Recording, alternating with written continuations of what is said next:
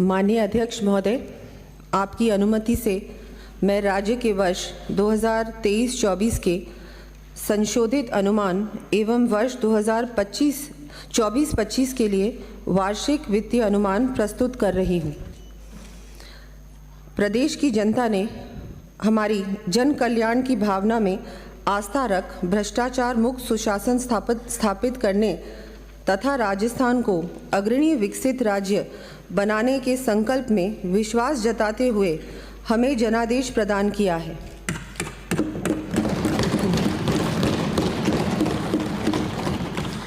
हमें पूर्ण आशा है कि इस सुराज संकल्प की सिद्धि के लिए पूरे मनोयोग से कार्य कर विकसित एवं उन्नत राजस्थान की संकल्पना को मूर्त रूप देने में सफल होंगे। प्रदेश को अग्रणी पंक्ति में लाने के लिए हम सबका साथ, सबका विकास, सबका विश्वास, सबका प्रयास व सबका कल्याण की सोच के साथ अथक परिश्रम कर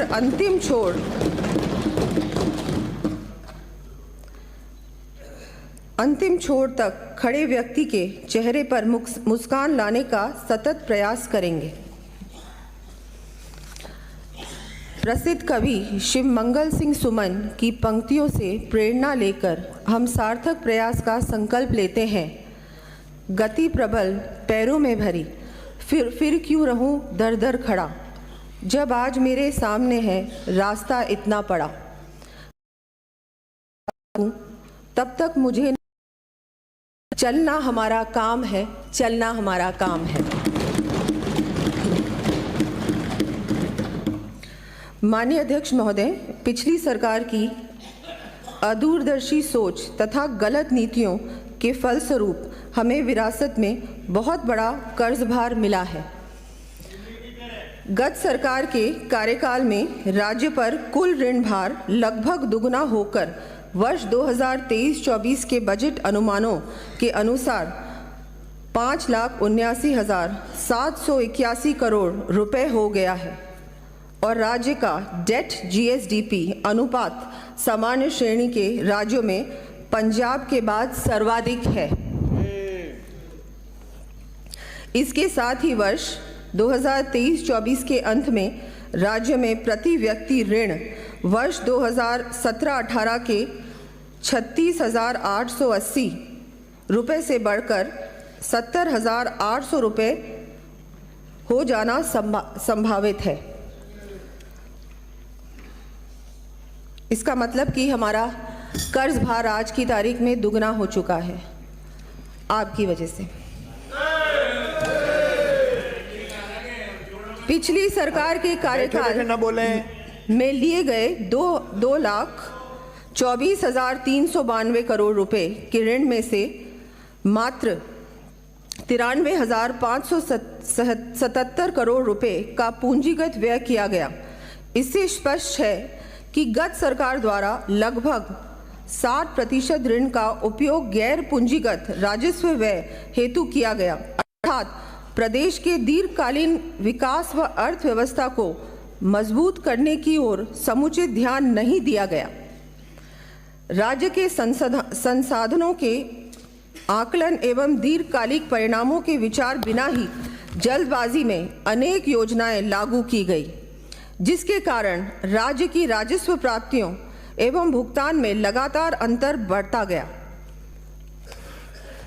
बिना किसी प्लानिंग के, बिना किसी जिस तरह से आर्थिक आपको पूरी प्लानिंग करनी चाहिए थी आपने नहीं की और बिल्कुल वही एक राजनीतिक दृष्टिकोण से आपने घोषणाएं कर दी। इसी का परिणाम है ये।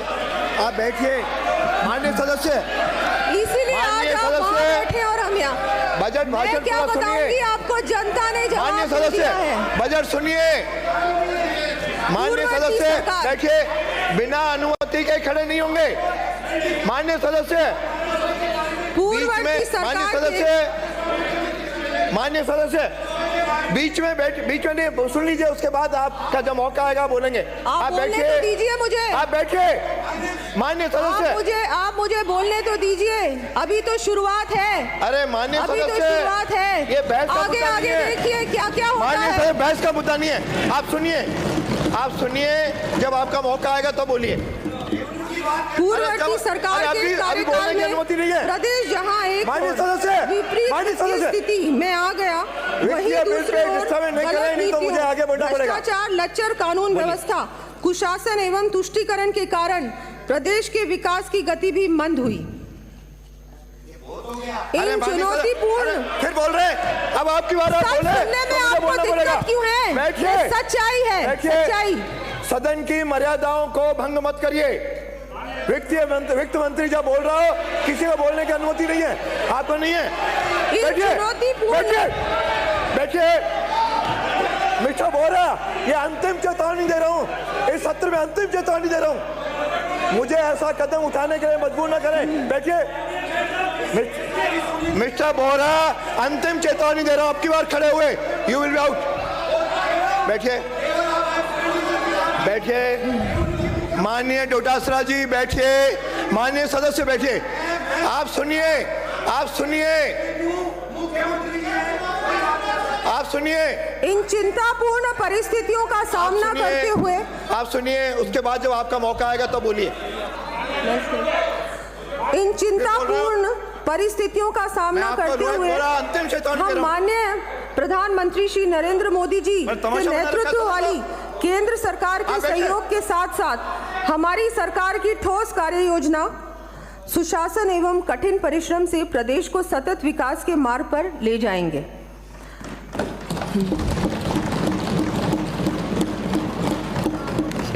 मैं माननीय सदन को यह भी आश्वस्त करना चाहूंगी कि राजस्थान को विकसित, समृद्ध, सशक्त एवं खुशहाल प्रदेश बनाने के लिए किसी भी प्रकार के संसाधनों की कमी नहीं आने दी जाएगी, क्योंकि अब डबल इंजन की सरकार है राजस्थान में।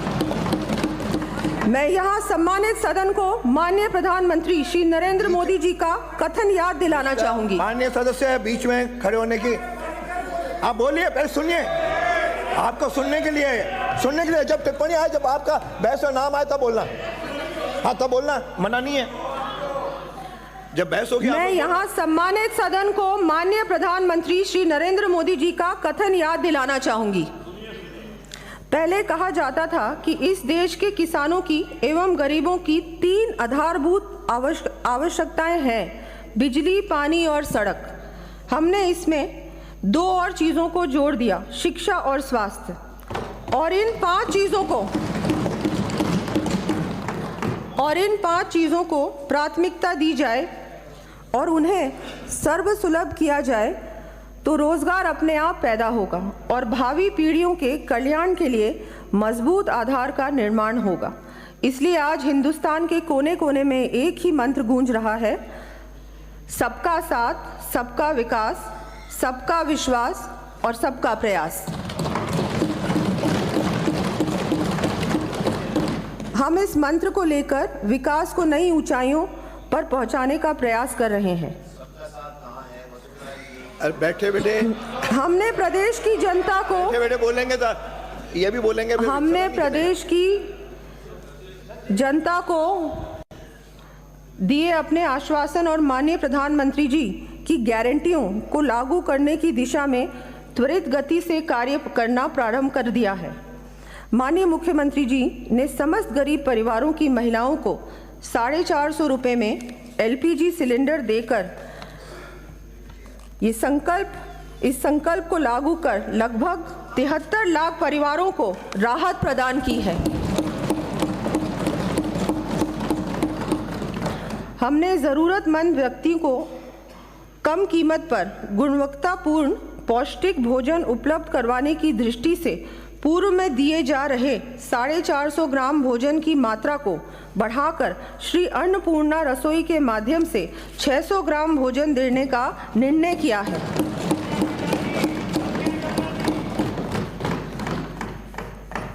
इस हेतु प्रति थाली राजकीय सहायता 17 रुपये से बढ़ाकर 22 रुपये की गई है। इस योजना के लिए लगभग 350 करोड़ रुपए वार्षिक व्यय होगा।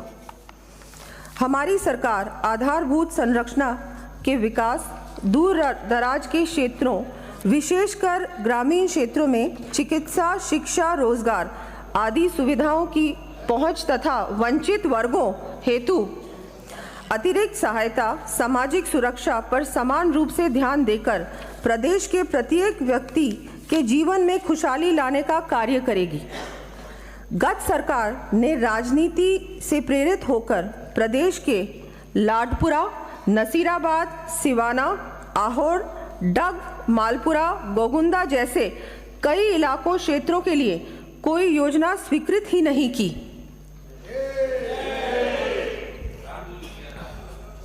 अब विकास का क्षेत्रीय संतुलन सुनिश्चित करने की दृष्टि से मैं ऐसे वंचित विधानसभा क्षेत्रों में अतिरिक्त महाविद्यालय, विद्यालय, चिकित्सालय, प्रशासनिक कार्यालय आदि स्थापित अथवा क्रमोन्नत करने के लिए 1000 करोड़ रुपए का प्रावधान करने की घोषणा करती हूँ।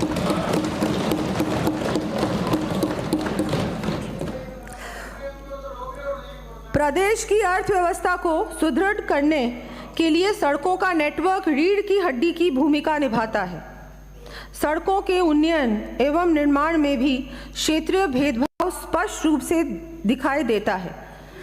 अतः इस भेदभाव का निदान करने के लिए स्टेट रोड फंड में 1500 करोड़ रुपए का अतिरिक्त प्रावधान करने की घोषणा करती हूँ। पिछली सरकार के संपूर्ण कार्यकाल के दौरान कुप्रबंधन एवं भ्रष्टाचार के चलते राज्य में लगातार बिजली संकट की स्थिति बनी रही। ये आपने छोड़ा है हमारे लिए, हम इसको ठीक करेंगे पूरी तरह से। कुप्रबंधन आपका, ये हमको मिला है विरासत में, 5 साल का कुप्रबंधन। अरे आपके मंत्री पढ़ रही हैं भाई। केंद्र सरकार द्वारा वर्ष 2015 में बिजली कंपनियों की आर्थिक स्थिति सुधार कर उन्हें पुनः पटरी पर लाने के उद्देश्य से उदय योजना लाई गई थी। इस योजना के अंतर्गत बिजली कंपनियों का लगभग 62,400 करोड़ रुपए का ऋण भार सरकार द्वारा अपने ऊपर लेते हुए उन्हें इस भार से मुक्ति दिला दी गई थी। गत सरकार की नीतियों, ऊर्जा विभाग तथा बिजली कंपनियों की कार्यप्रणाली के कारण वर्तमान में डिस्कॉम्स पर लगभग 88,700 करोड़ रुपए सहित समस्त बिजली कंपनियों पर 1,39,200 करोड़ रुपए से अधिक का ऋण भार हो गया है। वर्ष 2022-23 के अनुसार राजकीय उत्पादन कंपनी की उत्पादन क्षमता लगभग 8,300 मेगावाट होने के उपरांत भी औसतन 4,800 मेगावाट अर्थात मात्र लगभग 55% क्षमता के साथ उत्पादन हो रहा है। इस कारण प्रदेश में समुचित बिजली उपलब्ध कराने के लिए महंगी बिजली एक्सचेंज से क्रय करनी पड़ रही है।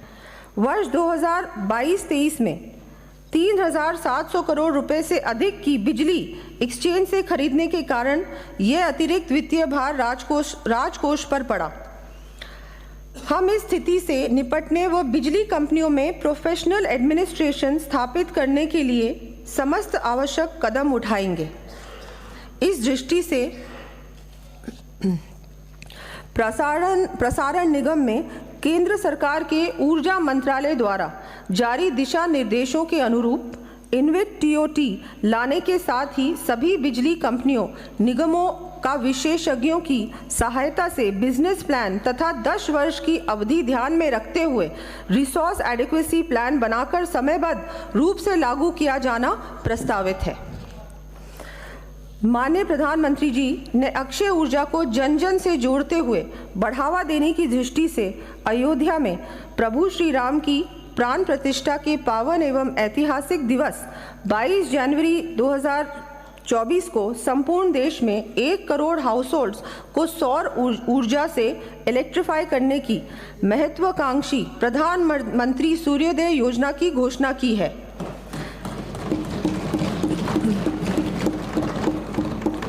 जैसा कि विदित है, राजस्थान में सोलर इंसोलेशन देश में सर्वाधिक है। ऐसी स्थिति में इस योजना का लाभ प्रदेशवासियों को अधिकाधिक प्राप्त हो, इस हेतु ऊर्जा विभाग में पीएमयू प्रोजेक्ट मॉनिटरिंग यूनिट का गठन कर 5 लाख से अधिक घरों पर सोलर प्लांट स्थापित करने का लक्ष्य रखा जाना प्रस्तावित है, जिससे ऐसे परिवारों को प्रति माह 300 यूनिट तक बिजली निःशुल्क मिल सकेगी।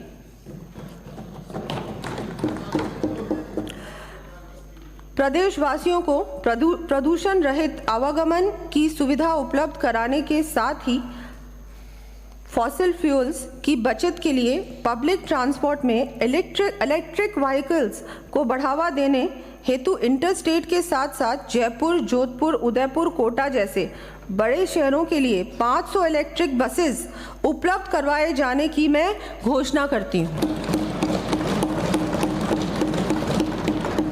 साथ ही जयपुर शहर की ट्रैफिक कंजेशन संबंधी समस्याओं का निदान करने की दृष्टि से जयपुर मेट्रो का विस्तार टोंक रोड के साथ सीतापुरा, अंबाबाड़ी से होते हुए विद्याधर नगर तक के रूट पर करने के लिए डीपीआर तैयार करवाई जाएगी।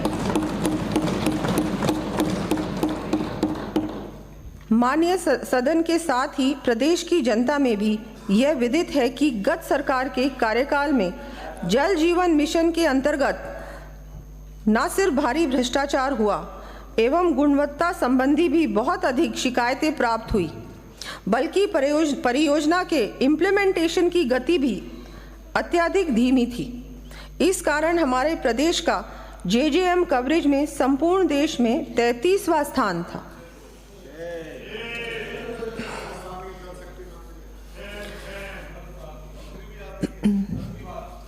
आप लोग इम्प्लीमेंट नहीं करना चाहते थे, साफ साफ बात तो यही है ना। आप बजट भाषण जब हम परियोजना का कार्य पूर्ण आप सुनिए, आप मुझे बोलने तो दीजिए, इतने बौखला क्यों रहे? मेरा काम है, मेरा काम मुझे करने दीजिए। मत बोल, अरे भाई अरे आप बैठे बैठे, माननीय सदस्य बैठे बैठे नहीं, आप करिए अपना। क्यों महिला वित्त मंत्री से कोई दिक्कत है आपको? आप तो फिर आप पढ़िए माननीय सदस्य। अब हम परियोजना का कार्य पूर्ण पारदर्शिता एवं गुणवत्ता के साथ त्वरित गति देते हुए संपन्न करने के लिए सभी संभव प्रयास करेंगे। इस क्रम में योजना के अंतर्गत आगामी वर्ष 25 लाख ग्रामीण परिवारों को नल से जल उपलब्ध कराया जाएगा। इस कार्य हेतु लगभग 15,000 करोड़ रुपए व्यय किया जाना प्रस्तावित है।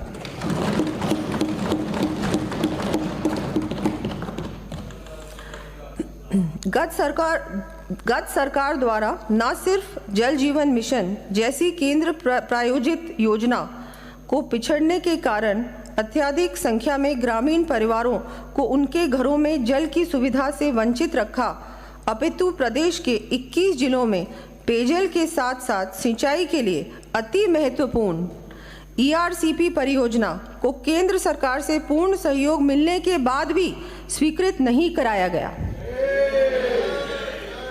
इससे गत सरकार की नीयत और कार्यप्रणाली की स्पष्ट झलक मिलती है। माननीय प्रधानमंत्री जी के निर्देशन एवं माननीय केंद्रीय जल शक्ति मंत्री की पहल पर अब हमने केंद्र सरकार के जल शक्ति मंत्रालय द्वारा ERCP परियोजना को रिवर लिंकिंग प्रोजेक्ट्स में सम्मिलित कर स्वीकृति किए जाने के लिए राज्य एवं केंद्र सरकार के मध्य MOU को साइन कर शीघ्र प्रारंभ करने का मार्ग प्रशस्त किया है। सदन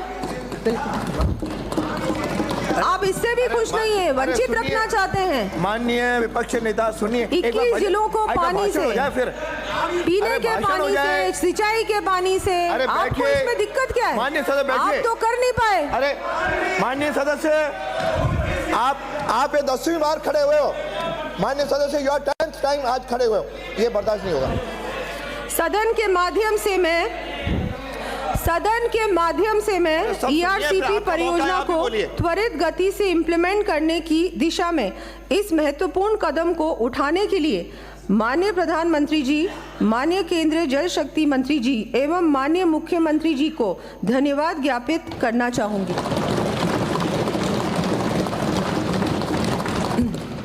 इस महती परियोजना के लिए हम स्टेट शेयर समयबद्ध रूप से उपलब्ध कराना सुनिश्चित करेंगे। हमने वैसे परियोजना को और बढ़ाया है, 21 जिलों को इससे लाभ मिलेगा। ये तो मुझे लगता है इतनी बड़ी बात है, आपको तो खुश होना चाहिए। आपको इससे आपत्ति? आपका जब मौका है बोलना ना, मना थोड़ी है। जनता देख रही है, जनता देख रही है। माननीय धारीवाल जी, जब आपका मौका है आपको बोलने देंगे। आप बैठिए, आपका जब भी मौका आए आपको बोलने देंगे नियमों के अनुसार। अभी इनका भाषण सुनिए। अरे आपको क्या, आप सुना नहीं क्या? आपने माननीय सदस्यों को जानकर खुशी होगी कि अब केंद्र सरकार के सहयोग से इस परियोजना को और वृहद रूप देते हुए उपलब्ध पानी की मात्रा बढ़ाई जाएगी तथा पूर्व में अनुमानित परियोजना के लिए आवश्यक राशि 37,250 करोड़ रुपए 37,250 करोड़ रुपए को बढ़ाकर लगभग 45,000 करोड़ रुपए की परियोजना इंप्लीमेंट की जाना प्रस्तावित है। हमने इसको बढ़ाया है। आपको भी इसमें तो खुश होना चाहिए ना, आपको तो हर चीज में आपत्ति। जनता को कोई लाभ नहीं मिलना चाहिए, जनता को प्यासा रखो, भूखा रखो, गरीब रखो। अरे माननीय अभी आप बोलिए, बैठिए। आपका मौका दूंगा, आपका मौका दूंगा। पेयजल एवं सिंचाई हेतु आपका मौका, मुझे कहना पड़ेगा क्या? कुछ मुझे कहना पड़ेगा? पेयजल एवं सिंचाई हेतु निर्मित की जा रही सुनना पड़ेगा परियोजना के साथ साथ छोटे स्तर पर सदस्य, अरे सुनना है तो सुनिए, नहीं तो बुला। आस्थान पांव पे है श्रीमान धारीवाल जी, मैं आपका नाम पुकार रहा हूँ। बैठिए, आप बैठिए। सेतु जल संग्रहण करना भी अति आवश्यक है। सुनना पड़ेगा मुझे। हमारी सरकार जो मौका आएगा तो कार्यकाल में जल संग्रहण एवं संरक्षण के लिए मुख्यमंत्री जल स्वावलंबन अभियान की शुरुआत की गई थी।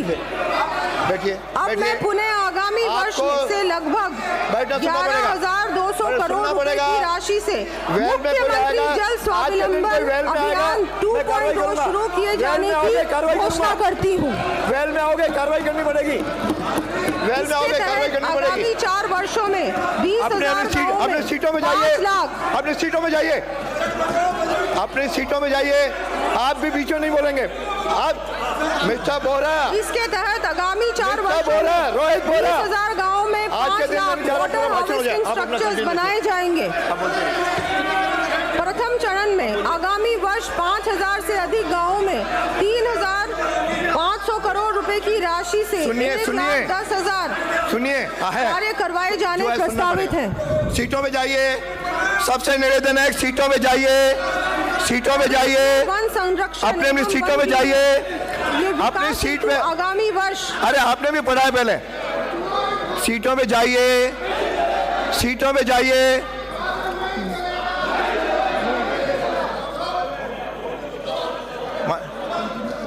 आप एक मिनट, मुख्यमंत्री जी कुछ कह रहे हैं। माननीय अध्यक्ष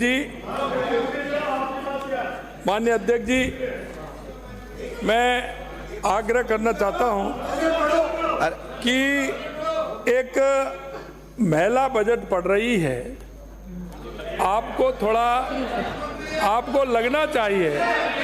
और अरे सुनिए, आपको ये दिक्कत नहीं होनी चाहिए। आप पहले सुनिए, बैठिए। आप मर्यादा की बात, बैठिए, कृपया बैठिए। आप मर्यादा की बात करते हैं, थोड़ा मर्यादा में हमको भी बैठे बैठे बोलेंगे, देखना चाहिए।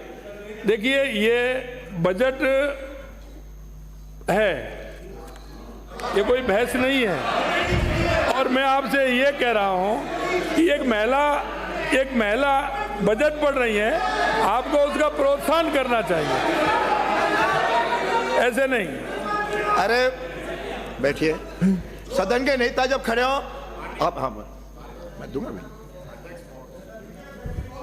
मैं माननीय सदन के नेता से कहना चाहूंगा, माननीय मंत्री जी, कि हमें महिला के बजट पढ़ने से कोई ऐतराज नहीं है। और महिला भी हमारे प्रदेश की उप मुख्यमंत्री हैं, आप महिला क्यों कह रहे हैं? आधी आबादी का नेतृत्व कर रही है। मैं दूसरी बात और कहना चाहता हूं। माननीय वित्त मंत्री हैं, हम तो हमारी माननीय वित्त मंत्री हैं, इसीलिए मैं आपसे कह रहा हूं, माननीय कि महिला वित्त मंत्री हैं और वो बजट पढ़ रही हैं, आपको थोड़ा शांति से बजट को सुनना चाहिए। हर बात अरे धारीवाल जी, आप सीनियर हैं। सदन के नेता, अरे सदन के नेता खड़े हो, सदन के सुनिए, फिर आपको मौका सुनिए, बैठिए। सुनिए धारीवाल जी, माननीय सदस्य धारीवाल जी, सदन के नेता जब खड़े हो या विपक्षी नेता खड़े हो, कोई नहीं खड़ा होगा। धारीवाल जी आप सुनिए, मैं आपसे ये कह रहा हूं, आप इस सदन के सीनियर हैं, आप इस सदन के सीनियर हैं। क्यों बैठा दिया? आपसे जो नए लोग हैं कुछ शिक्षा भी लेंगे। नेता बोल रहे हैं, आप शिक्षा दीजिए, आप सदन के सीनियर हैं, ऐसे नहीं होता है। अरे बैठ, जब खड़े तो आप बैठिए। ऐसे नहीं होता है, उन मर्यादाओं को। अरे सुनिए, नहीं, आप बैठिए, आप ऐसा मत करिए। पहली बार चुन क्या ये सदन की गर्मा हम सबका रखना आवश्यक है। अरे सदन, ये सदन है, ये सदन की गर्मा रखना हम सबका कर्तव्य है। हम पक्ष विपक्ष बाद में, लेकिन ये सदन है, ये सदन है। हम पक्ष विपक्ष बाद में, पहले ये सदन है, और इस सदन की गर्मा हर सदस्य को रखना आवश्यक है। हमारी माननीय महिला वित्त मंत्री बजट पढ़ रही हैं, आपको कहना है वो आपको मौका मिलेगा। बैठे श्रीमान, और आपको ये ऐसे थोड़ी है। बोहरा, अंतिम चेतावनी दे रहा हूँ, तमाशा बना रखा है तुमने सदन को। अन्य अध्यक्ष जी, सदन को आप हमने सदस्यों को संभालिए, नहीं तो आई विल कॉल हिम। माननीय अध्यक्ष जी, बात एक महिला की नहीं है। पहले तो मैं सदन के नेता को ये कहना चाहूंगा, हम महिलाओं का पूरा सम्मान करते हैं। आप एज ए फाइनेंस मिनिस्टर यहाँ पे बीच में नहीं बोलेंगे। आप बजट पढ़ रही हैं। बात ये है कि हम तो देश की जो हमारी वित्त मंत्री है वो भी महिला है, उनका बजट सुन रहे हैं, ऐसी बात नहीं है। बात ये है कि सदन की जो परिपाटी, अरे भाई बैठिए, अरे अरे बैठिए, अरे बैठिए आप इसको, अरे माननीय सदस्य, अरे माननीय सदस्य आसन पाओ पे, माननीय सदस्य, अरे बैठिए, इसका मेरा काम है। माननीय अध्यक्ष महोदय, एक मिनट, अभी अरे आपका नेता बोल रहा है। अध्यक्ष जी, मैं पहले भी मैंने कहा था आपसे, ये यहाँ पे जो चुन के लोग आए हैं, जनता ने तो चुन के भेज दिए, लेकिन ये सदन की मर्यादा नहीं रख रहे हैं आपके। और आज भी जो बात, इधर भी कई लोग नहीं रख रहे हैं, आज भी जो बात है, मैं ये कहना चाहूंगा, समझाइए, हमारे सदस्यों की मेरी जिम्मेदारी है, सबकी हमारे सदस्य जो बोल रहे हैं ना, पक्ष की भी है विपक्ष की भी है। आप वित्त मंत्री जी जो है, अरे ये मेरा काम है ना, अरे ये मेरा काम है, ये मेरा। आपको किसने कहा खड़े होने के लिए? मिस्टर रफीक खान। माननीय अध्यक्ष जी, 2 मिनट बोलिए। आप बजट पढ़िए, जो आपको लिखा हुआ दिल्ली से आया वो आप पढ़ लीजिए। आप अलग से टिप्पणी इसमें बजट के अंदर नहीं कर सकते। ठीक, ये परिपाटी नहीं है। आप खूब बोलिए, सुनिए, मुख्यमंत्री जी खूब बोलिए, मंत्री जी, राज्यपाल के अभिभाषण पे जो आप लोगों को बोलना था वो बोल लिए। ये राज्यपाल का अभिभाषण नहीं है, ये बजट है। अब पढ़िए, बजट वही पढ़ना पड़ेगा जो इसके अंदर लिखा हुआ है। आप पढ़ने देंगे तभी तो पढ़ूंगी। आप बीच में इंटरप्ट करेंगे तो मैं कैसे पढ़ूंगी? आपके मंत्री पढ़ रही है। अगर आप इंटरप्ट नहीं करेंगे मैं तो बिल्कुल ओवर टाइम पढ़ती हूँ। आप अपने मंत्री को नहीं सुन रहे? चलिए आप पढ़िए, माननीय वित्त मंत्री जी, हम कतई बीच में नहीं बोलेंगे। आप पढ़िए अपना। प्रदेश में वन संरक्षण एवं वन जीवों के विकास हेतु आगामी वर्ष ट्री आउटसाइड फॉरेस्ट इन राजस्थान कार्यक्रम के तहत 4 करोड़ पौधे वितरित किए जाएंगे। Rajasthan forestry and biodiversity development project के अंतर्गत वृक्षारोपण, ओरन विकास, पौध वितरण एवं आजीविका संवर्धन गतिविधियों आदि के लिए 300 करोड़ रुपए के कार्य करवाया जाना प्रस्तावित है। अरावली हिल्स को सुरक्षित रखने के लिए इसके आसपास के 30,000 हेक्टेयर क्षेत्र में वृक्षारोपण किया जाएगा। गोडावन संरक्षण हेतु टनल निर्माण का कार्य प्रारंभ कराया जाएगा। ब्लैक बॉक्स हेतु जसवंतगढ़ नागौर में हैबिटेट डेवलपमेंट के कार्य करवाए जाने प्रस्तावित है। माननीय सदस्यों को विदित है कि प्रदेश की जीएसडीपी में लगभग 30% हिस्सा एग्रीकल्चर एंड एलाइड सेक्टर का है। वर्तमान में कृषि व पशुपालन के राज्य में 85 लाख परिवारों को रोजगार प्राप्त हो रहा है। किसानों के प्रति हमारी सरकार की संवेदनशीलता इस बात से भी प्रकट होती है कि 30 जनवरी 2024 को माननीय मुख्यमंत्री जी ने सदन में पीएम किसान सम्मान निधि योजना के अंतर्गत किसानों के लिए देय वित्तीय सहायता को प्रति परिवार 6,000 से बढ़ाकर 8,000 रुपये वार्षिक करने की घोषणा की है, जिसके लिए 1,400 करोड़ रुपए वार्षिक का प्रावधान प्रस्तावित है। साथ ही प्रथम चरण के रूप में रबी 2023-24 में गेहूं के न्यूनतम समर्थन मूल्य एमएसपी के अतिरिक्त 125 रुपये प्रति क्विंटल बोनस उपलब्ध करवाने का भी निर्णय लिया है। इस पर 250 करोड़ रुपए व्यय होंगे। कृषि के क्षेत्र में प्रदेश को और ऊंचाइयों पर ले जाते हुए हम अपने किसान साथियों को भी अत्यधिक संबल देने की दृष्टि से राजस्थान एग्रीकल्चर इंफ्रा मिशन को शुरू कर प्रारंभ में 2,000 करोड़ रुपए का प्रावधान किए जाने की घोषणा करती हूँ। इसके अंतर्गत 20,000 फार्म पॉन्ड्स, 10,000 किलोमीटर सिंचाई पाइपलाइन, 50,000 किसानों के लिए तारबंदी, 5,000 कृषकों हेतु वर्मी कॉम्पोस्ट इकाइयों एवं नए agro processing clusters, food parks तथा हॉर्टिकल्चर हब स्थापित करने के कार्य हाथ में लिए जाएंगे। साथ ही 500 कस्टम हायरिंग सेंटर्स स्थापित किए जाकर ड्रोन जैसी नई तकनीक भी उपलब्ध कराया जाना प्रस्तावित है। माननीय सदस्यों को विदित है कि मिलेट्स, जिन्हें माननीय प्रधानमंत्री जी द्वारा श्री अन्न की संज्ञा दी गई है, इनके उत्पादन में हमारा प्रदेश देश में अग्रणी स्थान रखता है। प्रदेश में मिलेट्स के उत्पादन को और बढ़ावा देने तथा ग्रामीण परिवारों को अपनी आवश्यकता का अनाज पैदा करने की दृष्टि से आगामी वर्ष 12 लाख किसानों को मक्का, 8 लाख किसानों को बाजरा, 7 लाख किसानों को सरसों, 4 लाख किसानों को मूंग एवं 1-1 लाख किसानों को ज्वार व मोट के उच्च गुणवत्ता के बीज उपलब्ध करवाया जाना प्रस्तावित है।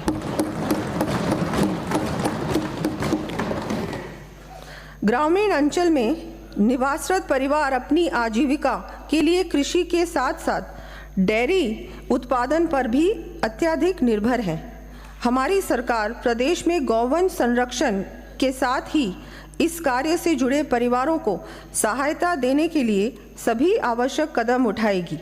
इसी दृष्टि से डेयरी से संबंधित गतिविधियों तथा गौवंश हेतु शेड, खेली का निर्माण तथा दुग्ध चारा बाटा संबंधी उपकरण खरीदने हेतु 1 लाख रुपए तक ब्याज मुक्त शॉर्ट टर्म ऋण उपलब्ध कराने के लिए किसान क्रेडिट कार्ड की तर्ज पर गोपाल क्रेडिट कार्ड योजना प्रारंभ करने की घोषणा करती हूँ। इस योजना में प्रथम चरण में लगभग 5 लाख गोपालक परिवारों को ऋण उपलब्ध कराए जाएंगे। इस योजना पर आगामी वर्ष 150 करोड़ रुपए व्यय होंगे। कृषकों एवं ग्रामीण परिवारों के साथ ही वर्तमान परिप्रेक्ष्य में कई अन्य राज्यों की भांति ही हमारे प्रदेश का युवा भी भविष्य के प्रति आशंका के कारण असुरक्षा व तनाव से ग्रस्त रहता है। ऐसे में युवाओं को संबल प्रदान कर उनके रोजगार के अत्यधिक अवसरों का सृजन करना हमारी सरकार की प्राथमिकता रहेगी। इस क्रम में युवाओं के रोजगार हेतु आगामी वर्ष सरकार के अधीन लगभग 70,000 पदों पर भर्तियां किया जाने की मैं घोषणा करती हूँ। 70,000 पदों पर भर्तियां किए जाने की मैं घोषणा करती हूँ। ये साथ ही युवाओं की काउंसलिंग, अरे आप सुनिए माननीय सदस्य, साथ ही युवाओं की काउंसलिंग के समस्त संभाग मुख्यालयों पर युवा साथी केंद्र की स्थापना किए जाने का भी प्रस्ताव है। इस हेतु 10 करोड़ रुपए व्यय होंगे। पिछली सरकार के कार्यकाल में पेपर लीक जैसी घटनाएं होने तथा समय पर परीक्षाओं का आयोजन नहीं होने से प्रदेश के युवाओं के भविष्य के साथ अन्याय हुआ।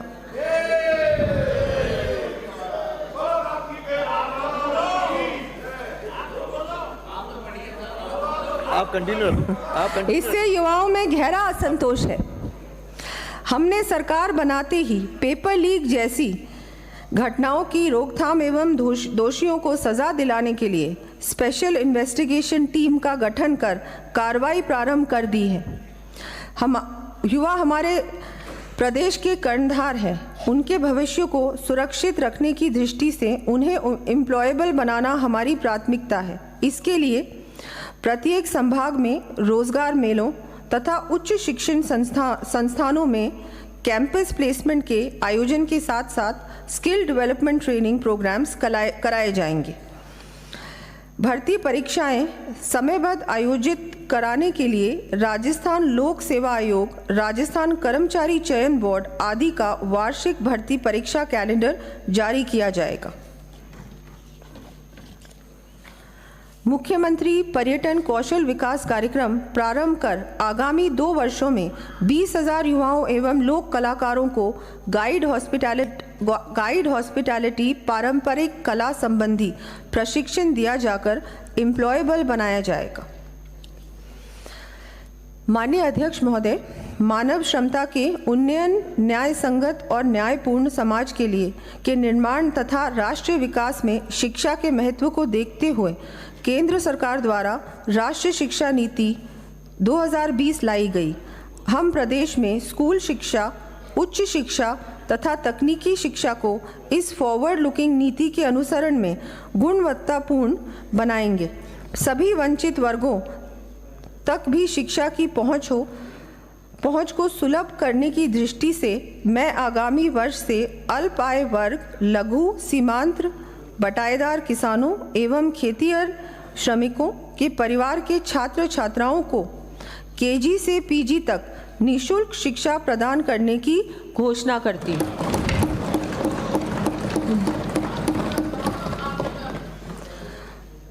प्रदेश की राजकीय शिक्षण संस्थाओं में शिक्षा एवं शिक्षण का बेहतर वातावरण उपलब्ध कराने की दृष्टि से भवनों के रिपेयर, कक्षों एवं बालिका टॉयलेट्स के निर्माण तथा विभिन्न विभागों के अंतर्गत संचालित हॉस्टल्स एवं रेजिडेंशियल स्कूल्स में सुविधाओं के उन्नयन तथा रिपेयर व मेंटेनेंस कार्यों हेतु 250 करोड़ रुपए का प्रावधान प्रस्तावित है। आर्थिक रूप से कमजोर परिवार के छात्र छात्राएं विद्यालय में हीन भावना से ग्रस्त ना हो तथा उन्हें भी शिक्षा हेतु आवश्यक स्कूल बैग, किताबें तथा यूनिफॉर्म उपलब्ध हो सके, इस दृष्टि से राजकीय विद्यालयों में पढ़ने वाले कक्षा 1 से 8वीं तक के समस्त विद्यार्थियों तथा कक्षा 9 से 12वीं तक की छात्राओं को आगामी वर्ष प्रति विद्यार्थी 1,000 रुपये की सहायता प्रदान किए जाने की मैं घोषणा करती हूँ। इस प्रकार लगभग 70 लाख विद्यार्थी लाभान्वित हो सकेंगे।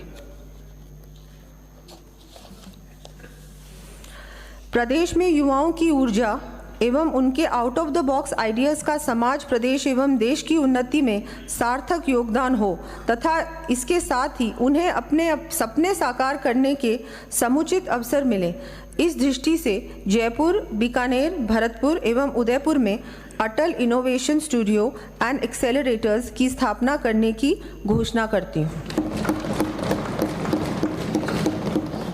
इन एक्सेलरेटर्स में software coding, robotics fab lab एवं मल्टीमीडिया वीएफएक्स संबंधी विश्व स्तरीय सुविधाएं उपलब्ध होंगी।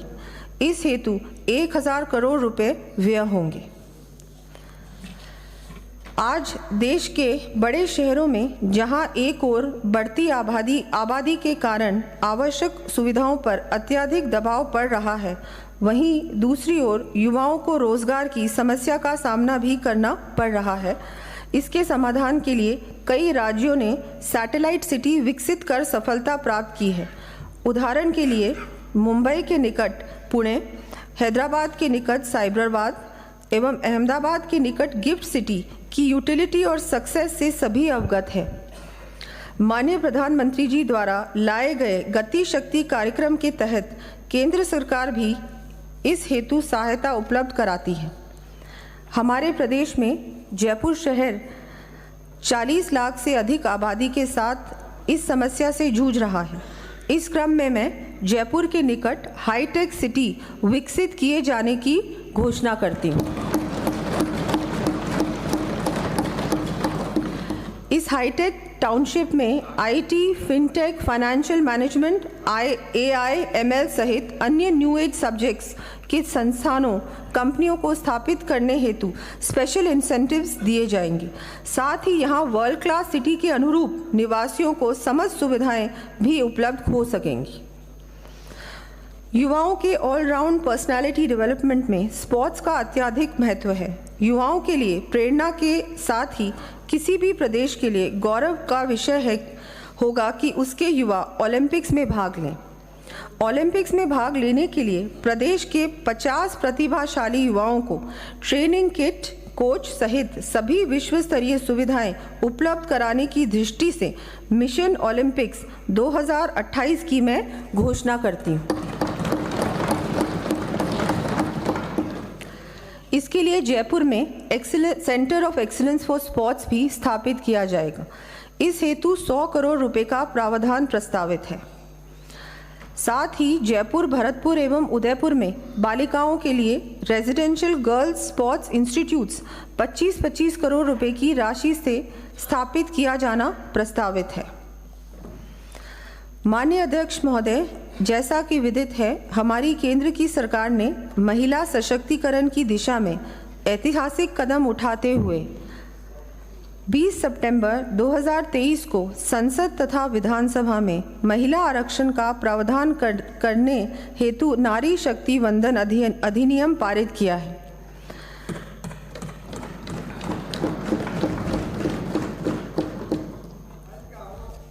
इसमें भी महिलाओं को खुशी नहीं है। अब यह हमारा दायित्व है कि बालिकाओं को प्रारंभ से ही माननीय सदस्य, अब यह हमारा दायित्व है कि बालिकाओं को प्रारंभ से ही समुचित शिक्षा एवं संबल प्राप्त हो, जिससे वह उन्नति के पथ पर अग्रसर होकर समाज देश की प्रगति में अपना योगदान दे सकें। इसी दिशा में एक और कदम बढ़ाते हुए गरीब परिवारों की बालिकाओं के जन्म पर 1 लाख रुपए का सेविंग बॉन्ड प्रदान करने हेतु लाडो प्रोत्साहन योजना प्रारंभ किए जाने की मैं घोषणा करती हूँ।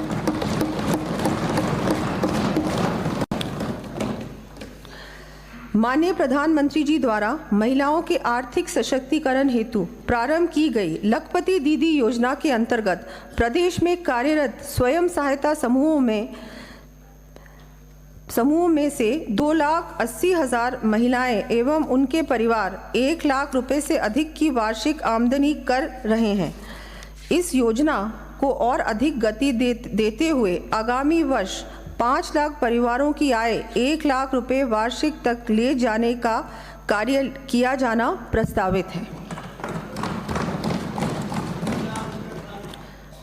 वर्तमान में प्रधानमंत्री मातृ वंदन योजना के अंतर्गत गर्भवती महिलाओं को प्रथम बच्चे के लिए 2 किश्तों में 5,000 रुपए दिए जाने का प्रावधान है। आगामी वर्ष प्रदेश में प्रथम चरण के रूप में इसे बढ़ाकर 6,500 रुपये किए जाने की घोषणा करती हूँ। इस पर 90 करोड़ रुपए का व्यय प्रस्तावित है। साथ ही प्रदेश के प्रत्येक ब्लॉक स्तर पर एक आंगनबाड़ी को स्वास्थ्य जांच, पोषण तथा प्री स्कूल एजुकेशन की दृष्टि से उत्कृष्ट बनाने के लिए आदर्श आंगनबाड़ी के रूप में उन्नयन किया जाएगा। इस हेतु 20 करोड़ रुपए का व्यय होगा। मैं माननीय सदन को स्वामी विवेकानंद का कथन याद दिलाना चाहूँगी। It is a privilege to serve mankind, for this is the worship of God. God is here in all these human souls. He is the soul of man. अर्थात मानव जाति की सेवा करना सौभाग्य की बात है, क्योंकि यह ईश्वर की पूजा है। ईश्वर यही है, इन सभी मानव आत्माओं में वह मनुष्य की ही तो आत्मा है। हमारी सरकार इसी भावना से समस्त प्रदेशवासियों विशेषकर अल्पायत वर्ग तथा विभिन्न वंचित वर्गों को सहायता व संबल देने का कार्य करेगी।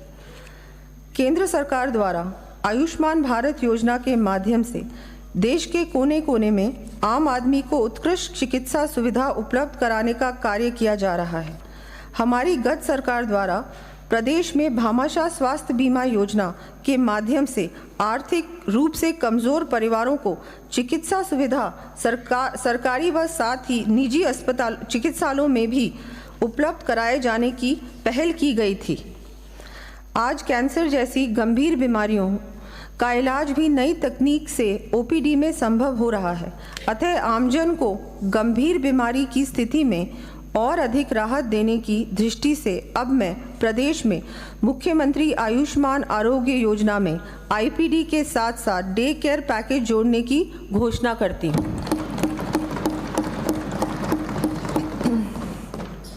प्रदेश में तृतीय चरण में 4,875 करोड़ रुपए की लागत से स्थापित किए जाने वाले 15 मेडिकल कॉलेजों की स्वीकृति जारी होने के पश्चात भी विगत सरकार द्वारा कार्य न केवल अत्यधिक विलंब से शुरू किए गए बल्कि कार्य करने की गति भी बहुत धीमी रही। हालत यह रही कि केंद्र से प्राप्त 1,500 करोड़ रुपए की राशि भी पूर्ण रूप से खर्च नहीं हो पाई। हम समस्त मेडिकल कॉलेजों का कार्य प्राथमिकता से पूरा करते हुए सभी आवश्यक संसाधन उपलब्ध करवाएंगे जिससे आमजन को चिकित्सा सुविधा का पूरा लाभ मिल सके। साथ ही सड़क दुर्घटनाओं में होने वाली मृत्यु की बढ़ती हुई संख्या को देखते हुए मानव जीवन को बचाने के उद्देश्य से आगामी वर्ष प्रदेश के हाईवेज पर 25 एडवांस लाइफ सपोर्ट एम्बुलेंसेज उपलब्ध करवाया जाना प्रस्तावित है। भारतीय चिकित्सा पद्धतियों को आमजन के स्वास्थ्य लाभ की दृष्टि से प्रोत्साहन देने के लिए केंद्र सरकार द्वारा आयुष मिशन की स्थापना कर कार्य को गति दी गई थी।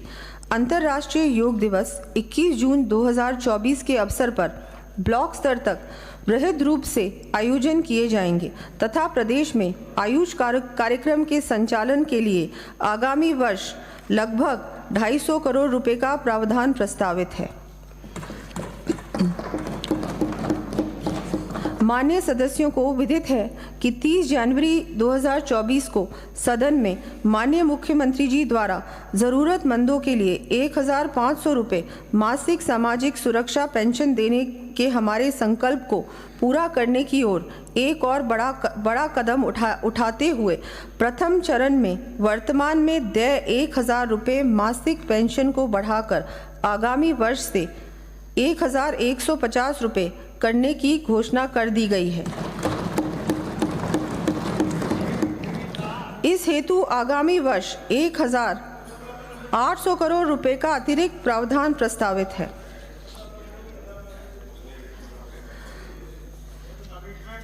हम सभी श्रमिकों, स्ट्रीट वेंडर्स तथा लोक कलाकारों द्वारा सामना की जाने वाली कठिनाइयों और भविष्य संबंधी आशंकाओं से भी भली भांति परिचित हैं।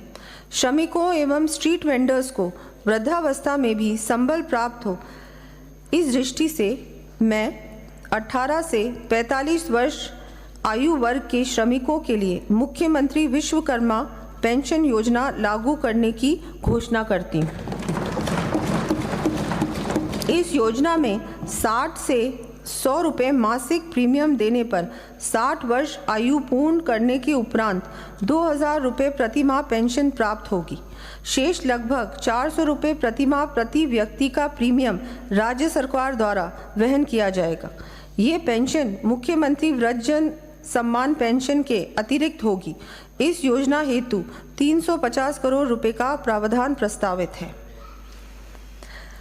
इसके साथ ही प्रदेश के 60 से 80 वर्ष तक की आयु के वरिष्ठ नागरिकों को रियायती यात्रा सुविधा प्रदान करने के उद्देश्य से राज्य की सीमा में रोडवेज बसों के किराए में वर्तमान में दी जा रही 30% छूट को बढ़ाकर 50% किया जाना भी प्रस्तावित है।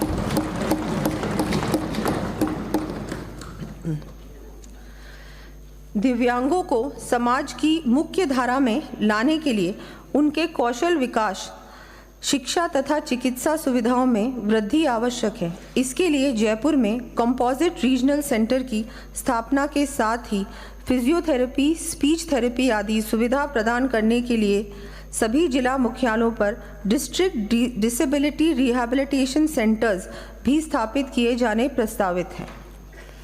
हमारे देश के महान स्वतंत्रता सेनानी लोकमान्य बाल गंगाधर तिलक ने कहा था, समस्या संसाधनों या क्षमता की कमी की नहीं है, किंतु इच्छा शक्ति की कमी की है।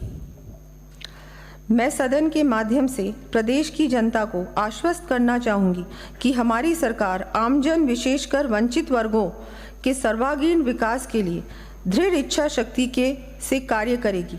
जैसा कि माननीय सदस्यों को विदित है, ये सुनिश्चित करने के लिए कि कोई भी पात्र व्यक्ति अथवा परिवार सरकारी योजनाओं का लाभ लेने से वंचित ना रह जाए, इस उद्देश्य से माननीय प्रधानमंत्री जी की पहल पर प्रदेश भर में विकसित भारत संकल्प यात्रा शिविरों का आयोजन किया गया है। इसी क्रम में यह भी अति आवश्यक है कि हमारे पंचायती राज संस्थाएं एवं स्थानीय नगरीय निकाय मजबूती से प्रदेश के कोने कोने में बसे हर परिवार तक संबल पहुंचा सके।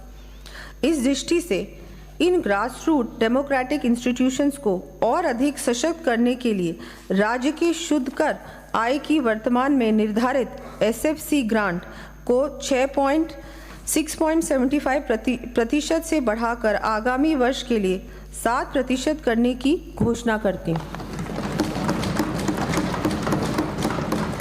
इस प्रकार वित्तीय वर्ष 2024-25 में इन इंस्टीट्यूशंस को 316 करोड़ रुपए की वृद्धि के साथ कुल अनुमानित ग्रांट 8,864 करोड़ रुपए मिल सकेंगे।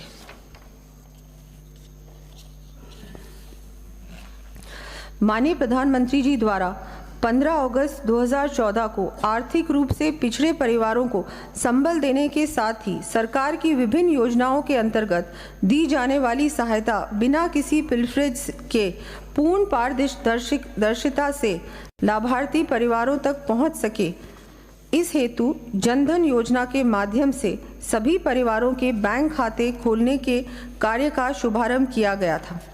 इसी क्रम में वर्ष 2015-16 में केंद्र सरकार के बजट के अंतर्गत JAM ट्रिनिटी अर्थात जनधन आधार मोबाइल को जोड़ते हुए डायरेक्ट बेनिफिट ट्रांसफ़र तथा डिजिटल पेमेंट की मजबूत नींव संपूर्ण देश में रखी गई।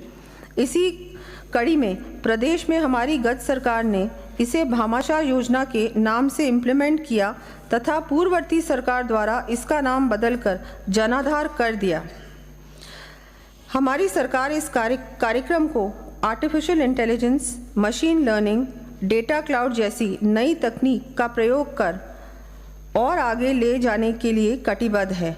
असहाय एवं ज़रूरतमंद परिवारों का smart system service management with artificial intelligence and real time system के माध्यम से स्वतः चिन्हीकरण कर उन्हें अवगत कराते हुए स्वीकृति एवं बेनिफिट ट्रांसफ़र को त्वरित पारदर्शी ऑनलाइन प्रक्रिया से करने के लिए राजस्थान अनुग्रह सेवा प्रादायिकी अधिनियम लाने की घोषणा करती हूँ।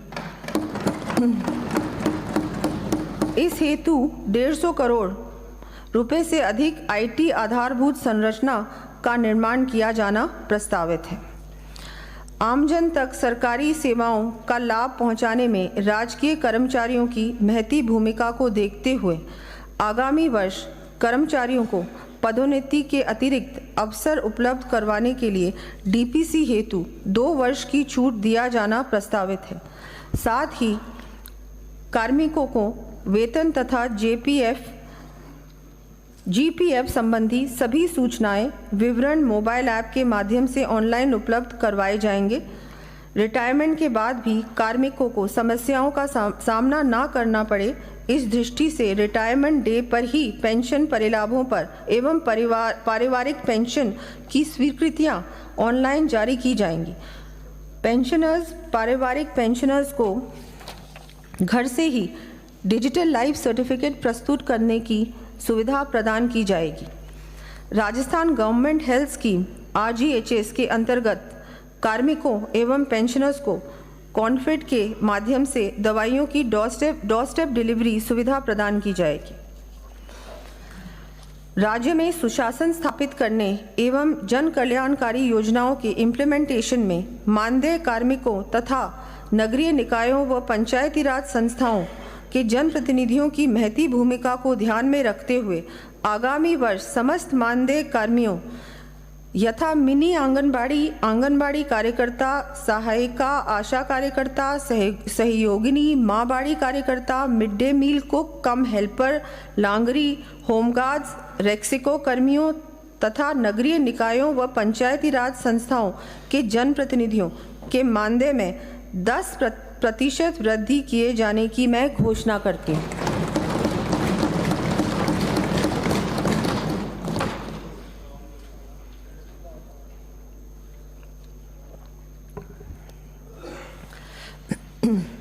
माननीय सदस्य इससे सहमत होंगे कि किसी भी प्रदेश की खुशहाली के लिए वहाँ की कानून व्यवस्था मजबूत होनी आवश्यक है। राजस्थान की संपूर्ण देश में शांति प्रिय प्रदेश के रूप में विशिष्ट पहचान रही थी। गत सरकार के कार्यकाल में लचर कानून व्यवस्था एवं आपराधिक घटनाओं पर अंकुश लगाने में नाकामी के चलते नकल माफिया, बजरी माफिया आदि पनपने के साथ ही अपराधियों के हौसले भी बुलंद हुए तथा प्रदेश की छवि भी खराब हुई। इससे आपराधिक घटनाओं में लगातार बढ़ोतरी के साथ ही वर्ष 2020 से प्रदेश में महिलाओं के विरुद्ध अपराध, दुष्कर्म, बच्चों, SC/ST के विरुद्ध अपराधों की संख्या में भी निरंतर वृद्धि देखी गई। प्रदेश में अपराधों के नियंत्रण, बेहतर कानून व्यवस्था तथा आमजन को त्वरित न्याय दिलाने के लिए पुलिस आधुनिकीकरण एवं संबंधित आधारभूत संरचना के लिए 200 करोड़ रुपए का police modernisation and infrastructure fund गठित किए जाने की मैं घोषणा करती हूँ। नवसृजित 34 पुलिस थानों में परिवादियों की त्वरित सुनवाई तथा सहयोग हेतु साइबर हेल्प डेस्क तैयार की जाएंगे। स्थानीय प्रशासन एवं विभिन्न एजेंसियों के समन्वय से हॉटस्पॉट क्षेत्रों में साइबर क्राइम नियंत्रण के लिए ठोस कार्य योजना बनाई जाएगी।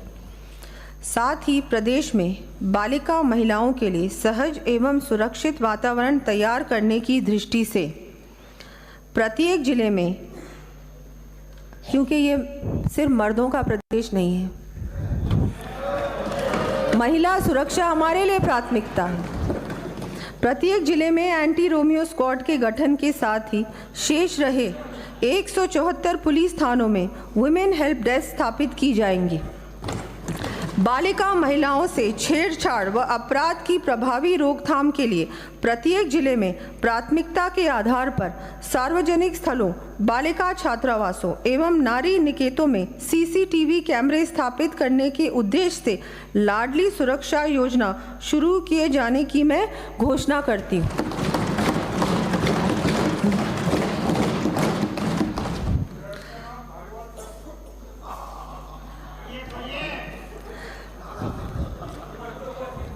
बालिकाओं को रानी लक्ष्मीबाई आत्मरक्षा प्रशिक्षण अभियान के तहत सेल्फ डिफेंस का प्रशिक्षण दिया जाता है।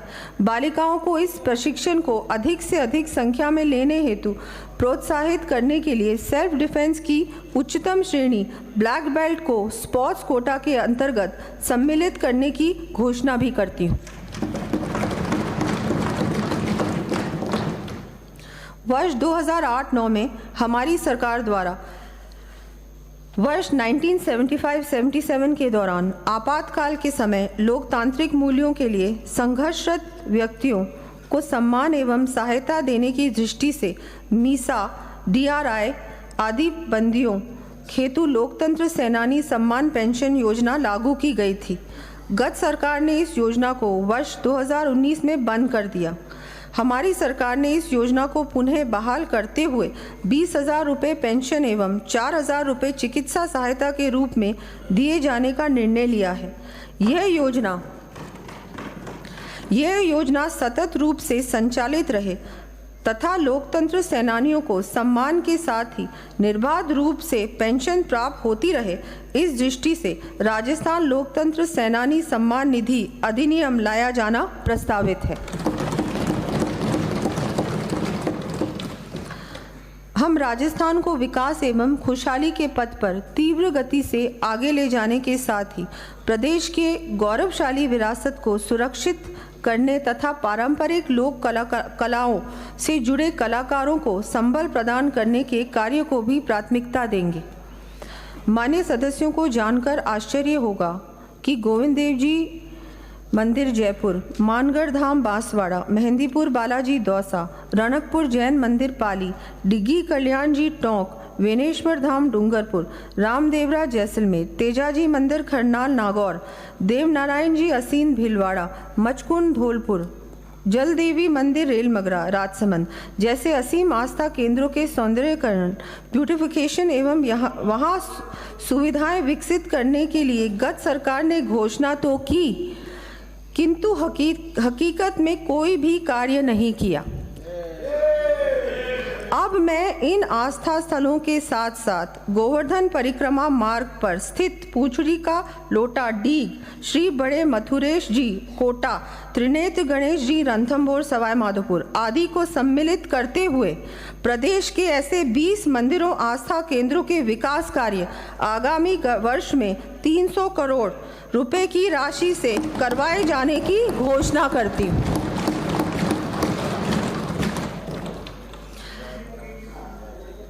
प्रदेश की ऐतिहासिक विरासत की झांकी दिखाने वाले अल्बर्ट हॉल जयपुर, राजकीय म्यूजियम अलवर, चित्तौड़गढ़, बीकानेर एवं जोधपुर सहित 10 प्रमुख म्यूजियम का उन्नयन करने तथा स्टेट आर्काइव्स बीकानेर के अंतर्गत पब्लिक गैलरी के निर्माण के लिए 50 करोड़ रुपए के कार्य हाथ में लिए जाएंगे। राजस्थान प्रदेश रणबांकुरों की जननी के रूप में देश विदेश में अपनी अलग ही पहचान रखता है। आज भी महाराणा प्रताप जैसे शूरवीर प्रदेश के निवासियों के लिए प्रेरणा स्रोत हैं। इस दृष्टि से मैं महाराणा प्रताप के जीवन से जुड़े विभिन्न स्थलों चावंड, हल्दीघाटी, गोगुंदा, कुंभलगढ़, देवेर, उदयपुर आदि को सम्मिलित करते हुए महाराणा प्रताप टूरिस्ट सर्किट विकसित करने के लिए 100 करोड़ रुपए का प्रावधान करने की घोषणा करती हूँ। साथ ही भारतीय फौज में राजस्थान के युवाओं के शौर्य व बलिदान को सम्मान देने के लिए प्रदेश में आर्म्ड फोर्सेस म्यूजियम की स्थापना के लिए डीपीआर बनाए जाने के लिए 2 करोड़ रुपए का प्रावधान प्रस्तावित है। स्थानीय वनस्पतियों के संरक्षण तथा पर्यावरण जागरूकता को बढ़ावा देने के लिए खेजड़डी जोधपुर में Amrita Devi Bishnoi indigenous plant museum स्थापित किया जाना प्रस्तावित है। माननीय अध्यक्ष महोदय, देश के लोकप्रिय पूर्व प्रधानमंत्री भारत रत्न अटल बिहारी वाजपेयी जी ने कहा था, एक व्यक्ति को सशक्त करना देश को सशक्त करना है और यह सशक्तिकरण तेज आर्थिक प्रगति एवं शीघ्र सामाजिक बदलाव से ही संभव है। हम राजस्थान प्रदेश को अमृतकाल खंड के अंत तक वर्ष 2047 तक देश की प्रगति में योगदान देने वाला अग्रिम राज्य बनाने के लिए श्रद्धेय अटल बिहारी वाजपेयी जी की सीख के अनुसार आर्थिक समृद्धि के पथ पर अग्रसर करेंगे। इस क्रम में आमजन को राहत देने के साथ ही प्रदेश में निवेश पर भी ध्यान केंद्रित करना आवश्यक है। मैं माननीय सदन के माध्यम से प्रदेशवासियों को विश्वास दिलाना चाहती हूं कि प्रदेश की अर्थव्यवस्था को पटरी पर लाने तथा आमजन के जीवन स्तर को उत्थान व जन कल्याणकारी योजनाओं के प्रभावी इम्प्लीमेंटेशन के लिए सार्थक कदम उठाए जाएंगे। इस कड़ी में हमने प्रदेश के आर्थिक उन्नयन के लिए Rajasthan economic revival task force के गठन का निर्णय लिया है। उद्यमिता, निवेश एवं विकास को प्रोत्साहित करने के लिए राज्य सरकार प्रोसीजरल सरलता व पारदर्शिता के लिए प्रतिबद्ध है। इसको ध्यान में रखते हुए एमनेस्टी योजनाएं प्रस्तावित की जा रही हैं, जो 31 जुलाई 2024 तक प्रभावी रहेंगी। वैट एमनेस्टी अंतर्राज्यीय बिक्री के प्रकरणों, लंबित विवादित प्रकरणों तथा केवल ब्याज की मांग वाले प्रकरणों में बकाया राशि का 10 से 20% जमा करवाने पर शेष राशि माफ की जाएगी। Stamp duty amnesty stamp duty की मांग के प्रकरणों में ब्याज एवं पेनल्टी की 100% छूट दिया जाना प्रस्तावित है। ट्रांसपोर्ट एमनेस्टी वाहन स्वामियों को राहत प्रदान करने हेतु एमनेस्टी योजनाएं प्रस्तावित है, जो इस प्रकार है। टैक्स एमनेस्टी नष्ट हो चुके वाहनों पर नष्ट होने की दिनांक के बाद के समस्त कर एवं उस कर पर देय पेनल्टी ब्याज की छूट प्रदान की जाएगी। नष्ट हो चुके वाहनों के अतिरिक्त अन्य वाहनों पर 31 मार्च 2023 तक के बकाया कर जमा कराने पर देय पेनल्टी ब्याज की छूट प्रदान की जाएगी।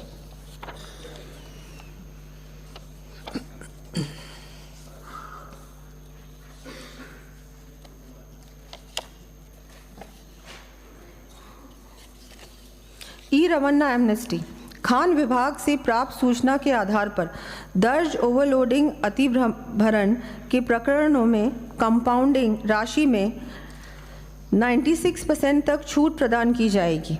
End of life vehicles amnesty पंजीकृत वाहन स्क्रैपिंग सुविधा केंद्र पर 1 वर्ष तक स्क्रैप करवाए जाने वाले एंड ऑफ लाइफ व्हीकल्स का स्क्रैप किया जाने तक बकाया कर को एकमुश्त जमा कराने पर देय पेनल्टी ब्याज में छूट प्रदान की जाएगी।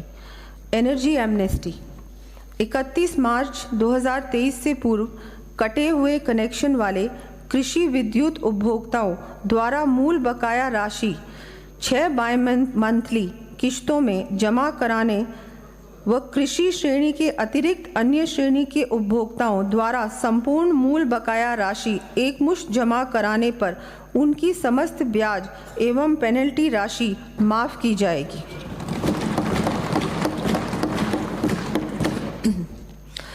प्रदेश में ईज ऑफ डूइंग बिजनेस को प्रभावी कर आमजन को और अधिक सुविधाएं प्राप्त करवाने की दृष्टि से पक्षकारों द्वारा स्वयं भरी गई सूचनाओं के आधार पर पंजीयन हेतु उनका दस्तावेज स्वतः तैयार हो सकेगा। इसके साथ ही आवश्यक सभी सूचनाएं एवं जीआईएस आधारित डीएलसी स्वयं पक्षकार द्वारा अपलोड करने की सुविधा भी मोबाइल ऐप के माध्यम से दी जानी प्रस्तावित है। दस्तावेजों के ऑनलाइन एनीवेयर रजिस्ट्रेशन के कार्य को गति देने के लिए मौका निरीक्षण हेतु ऑनलाइन ऐप विकसित करते हुए क्वालिफाइड मौका निरीक्षकों को इम्पैनल करने की कार्रवाई की जाएगी। भौतिक स्टैम्प पत्रों के स्थान पर स्टैम्प ड्यूटी के ऑनलाइन माध्यमों यथा ई ग्रास एवं राज स्टैम्प को बढ़ावा दिया जाएगा तथा रिफंड की प्रक्रिया को भी सरल व ऑटोमेट किया जाएगा। आमजन के साथ ही निवेशकों को अपनी परियोजना संबंधी पंजीयन कार्य के लिए दर दर नहीं भटकना पड़े, इस दृष्टि से टोल फ्री हेल्पलाइन के साथ ही सभी जिलों में चरणबद्ध रूप से 24/7 कार्य करने वाले आदर्श रजिस्ट्रेशन केंद्र स्थापित किए जाएंगे। प्रदेश में स्टैंप एवं रजिस्ट्रेशन से संबंधित विभिन्न शुल्कों की दरों के डिमिस्टिफिकेशन की दृष्टि से उन्हें चरणबद्ध रूप से रिवाइज कर रैशनलाइज किया जाएगा। स्वच्छ व पारदर्शी प्रशासन के सिद्धांत की बेहतर पालना सुनिश्चित करने हेतु वाणिज्यिक कर तथा आबकारी विभागों में कार्यों की चरणबद्ध रूप से फेसलेस मैनेजमेंट की व्यवस्था की जाएगी। इस दृष्टि से प्रदेश में online integrated tax management system, integrated excise management system तथा जन आधार वॉलेट को और अधिक सुदृढ़ एवं व्यापक किया जाएगा। वर्तमान में परिवहन विभाग के द्वारा ई लाइसेंस एवं ई रजिस्ट्रेशन सर्टिफिकेट जारी करने की प्रक्रिया निर्धारित करने के बाद भी आमजन को स्मार्ट कार्ड के लिए राशि 200 रुपये का अतिरिक्त व्यय करना होता है। अब आमजन को इस अतिरिक्त व्यय से मुक्त करने के लिए स्मार्ट कार्ड व्यवस्था को समाप्त करते हुए ई ड्राइविंग लाइसेंस एवं ई रजिस्ट्रेशन सर्टिफिकेट की व्यवस्था लागू किया जाना प्रस्तावित है।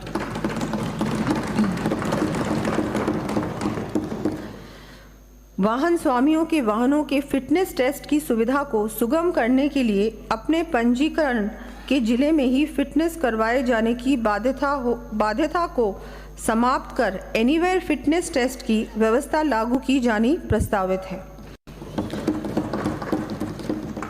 राज्य के किसानों के हितों तथा आम उपभोक्ताओं की ज़रूरतों को ध्यान में रखते हुए चीनी और गुड़ पर मंडी शुल्क को समाप्त किया जाना प्रस्तावित है।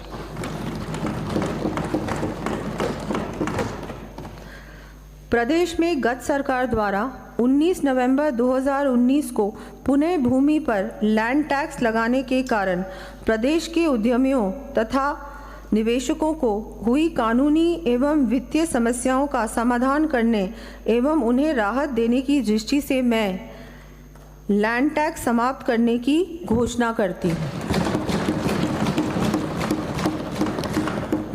साथ ही पूर्व में सृजित लैंड टैक्स की डिमांड के संबंध में एमनेस्टी देते हुए मात्र मूल टैक्स की डिमांड का 10% जमा कराने पर शेष डिमांड भी समाप्त करना प्रस्तावित है। अब मैं वर्ष 2024-25 के बजट अनुमानों के संक्षिप्त तथ्य सदन के समक्ष प्रस्तुत कर रही हूँ। वर्ष 2024-25 में 4,86,615 करोड़ 10 लाख रुपए का कुल व्यय अनुमानित है। इन बजट अनुमानों में राजस्व व्यय 2,82,247 करोड़ 65 लाख रुपए और राजस्व प्राप्तियां 2,58,378 करोड़ 29 लाख रुपए अनुमानित की गई है। राजस्व घाटा 23,869 करोड़ 36 लाख रुपए का अनुमानित किया गया है। राज्य का राजकोषीय घाटा 67,240 करोड़ 48 लाख रुपए होना अनुमानित किया गया है, जो कि राज्य सकल घरेलू उत्पाद GSDP के 3.95% रहने का अनुमान है। राज्य का डेट GSDP रेशियो 37.48% रहना अनुमानित है। मैं माननीय सदन के माध्यम से प्रदेशवासियों को यह विश्वास दिलाती हूँ कि राज्य की अर्थव्यवस्था में गुणात्मक सुधार के लिए हम हर संभव प्रयास करेंगे, हर कदम उठाएंगे। Fiscal responsibility and budget management act की धारा 5 के अंतर्गत प्रत्येक वित्तीय वर्ष में वार्षिक बजट के साथ प्रस्तुत किए जाने वाले मध्यमकालिक राज्य वित्तीय नीति विवरण और राज्य वित्तीय नीति युक्ति विवरण सदन में प्रस्तुत किए जा रहे हैं। वर्ष 2024-25 के वार्षिक वित्तीय विवरण तथा अन्य बजट पत्रों के साथ कुछ अधिसूचनाएं जारी की जा रही हैं तथा अनुदान मांगे भी प्रस्तुत की जा रही हैं। चूँकि आगामी लोकसभा चुनाव के कारण बजट प्रस्तावों पर विधानसभा में चर्चा कराकर 31 मार्च 2024 से पूर्व वार्षिक बजट पारित कराया जाना संभव नहीं है, अतः मैं वित्तीय वर्ष 2024-25 के पहले 4 महीनों के लिए यथा 31 जुलाई 2024 तक व्यय हेतु लेखा अनुदान का प्रस्ताव प्रस्तुत कर रही हूँ।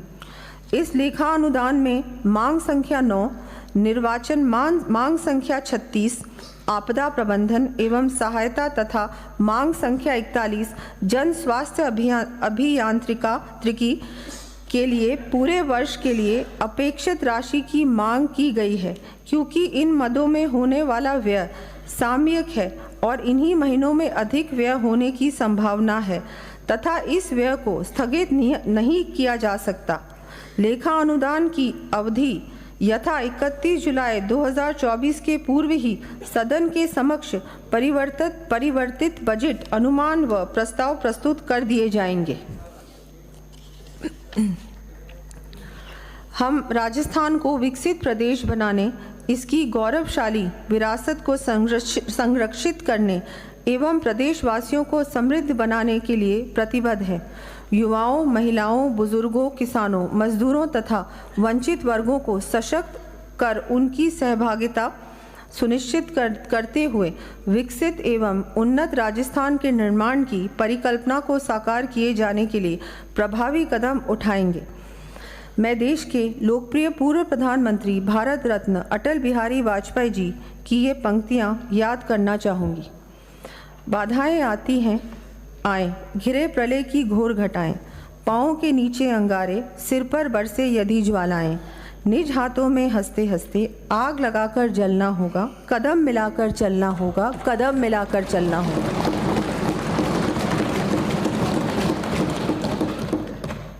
अब मैं लेखा अनुदान प्रस्तावों को स्वीकृत करने के अनुरोध के साथ माननीय सदन के समक्ष अनुमोदनार्थ प्रस्तुत करती हूँ। जय हिंद, जय श्री राम।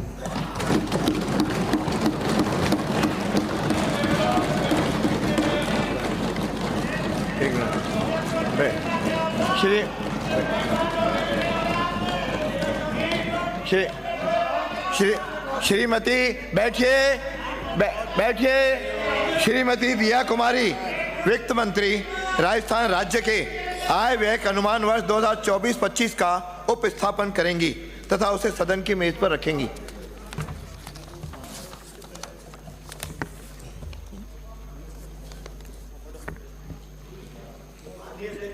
अध्यक्ष महोदय, मैं आपकी अनुमति से वर्ष 2024-25 के लिए लेखा अनुदान वोट ऑन अकाउंट संबंधी विवरण प्रस्तुत करती हूँ। पहले वो पढ़ना है, ये भी पढ़ना था, पहले पढ़ लिया, पढ़ना दोनों ही। अध्यक्ष महोदय, मैं आपकी अनुमति से राजस्थान राज्य के आय व्यय अनुमान वर्ष 2024-25 का उपस्थापन करती हूँ एवं इसे सदन की मेज पर रखती हूँ। लेखानुदान संबंधी प्रस्ताव पर मतदान। श्रीमती दिया कुमारी वित्त मंत्री लेखानुदान संबंधी प्रस्ताव मतदान हेतु प्रस्तुत करेंगी। अध्यक्ष महोदय, मैं आपकी अनुमति से वर्ष 24-25 के लिए लेखा अनुदान वोट ऑन अकाउंट संबंधी विवरण प्रस्तुत करती हूँ।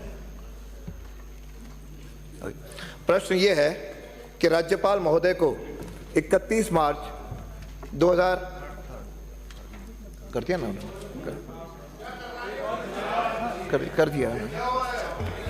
अध्यक्ष महोदय, मैं प्रस्ताव करती हूँ कि राज्यपाल महोदय को 31 मार्च 2025 को समाप्त होने वाले वर्ष के लिए लेखानुदान वर्ष 2024-25 4 माह के लिए विवरण में मांग संख्या 1 से 64 के सम्मुख अंकित लेखानुदान की राशियों से अनधिक जिनका योग्य रुपए 1,10,401,85,53,53,000 रुपए मात्र है, व्यय के लिए अनुदत्त कर दी जाए।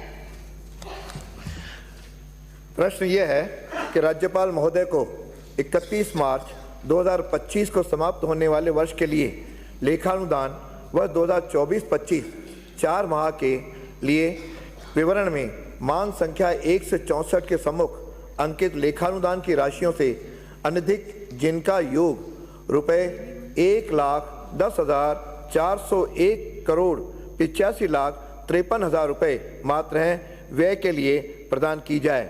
जो पक्ष में हो हाँ कहें, जो विपक्ष में हो ना कहें। हाँ पक्ष जीता, हाँ पक्ष जीता। प्रस्ताव स्वीकार किया गया। विधायी कार्य श्रीमती दिया कुमारी। अध्यक्ष महोदय, मैं आपकी अनुमति से राजस्थान विनियोग लेखा अनुदान संख्या 2 विधेयक 2024 को पुनः स्थापित करने की आज्ञा के लिए प्रस्ताव करती हूँ। प्रश्न ये है कि राजस्थान विनियोग संख्या 2 विधेयक 2024 को पुनर्स्थापित करने की आज्ञा प्रदान की जाए। जो पक्ष में हो हाँ कहें, जो विपक्ष में हो ना कहें। हाँ पक्ष जीता, हाँ पक्ष जीता। विधेयक को पुनर्स्थापित करने की आज्ञा प्रदान की गई। प्रभारी मंत्री विधेयक को पुनर्स्थापित भी करेंगी। अध्यक्ष महोदय, मैं आपकी अनुमति से राजस्थान विनियोग बैठिए, आप बैठिए। आप व्यवधान मत, आपका अनुमति मांगिए, दे देंगे। लेखा अनुदान संख्या 2 विधेयक आप- 2024 को आप- पुनः स्थापित करती हूँ।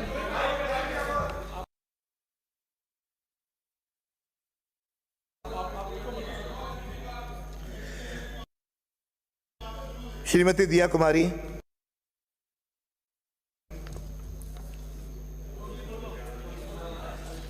अध्यक्ष महोदय, मैं आपकी अनुमति से प्रस्ताव करती हूँ कि राजस्थान विनियोग लेखा अनुदान संख्या 2 विधेयक 2024 को विचारार्थ लिया जाए। प्रश्न ये है कि राजस्थान विनियोग लेखानुदान संख्या 2 विधेयक 2024 को विचारार्थ लिया जाए। जो पक्ष में हो हाँ कहें, जो विपक्ष में हो ना कहें। हाँ पक्ष जीता, हाँ पक्ष जीता। विधेयक को विचारार्थ लिया गया। खंड 6 विचार। खंड 2 व 3 कोई संशोधन नहीं। प्रश्न ये है कि खंड 2 व 3 स्वीकार किए जाएं।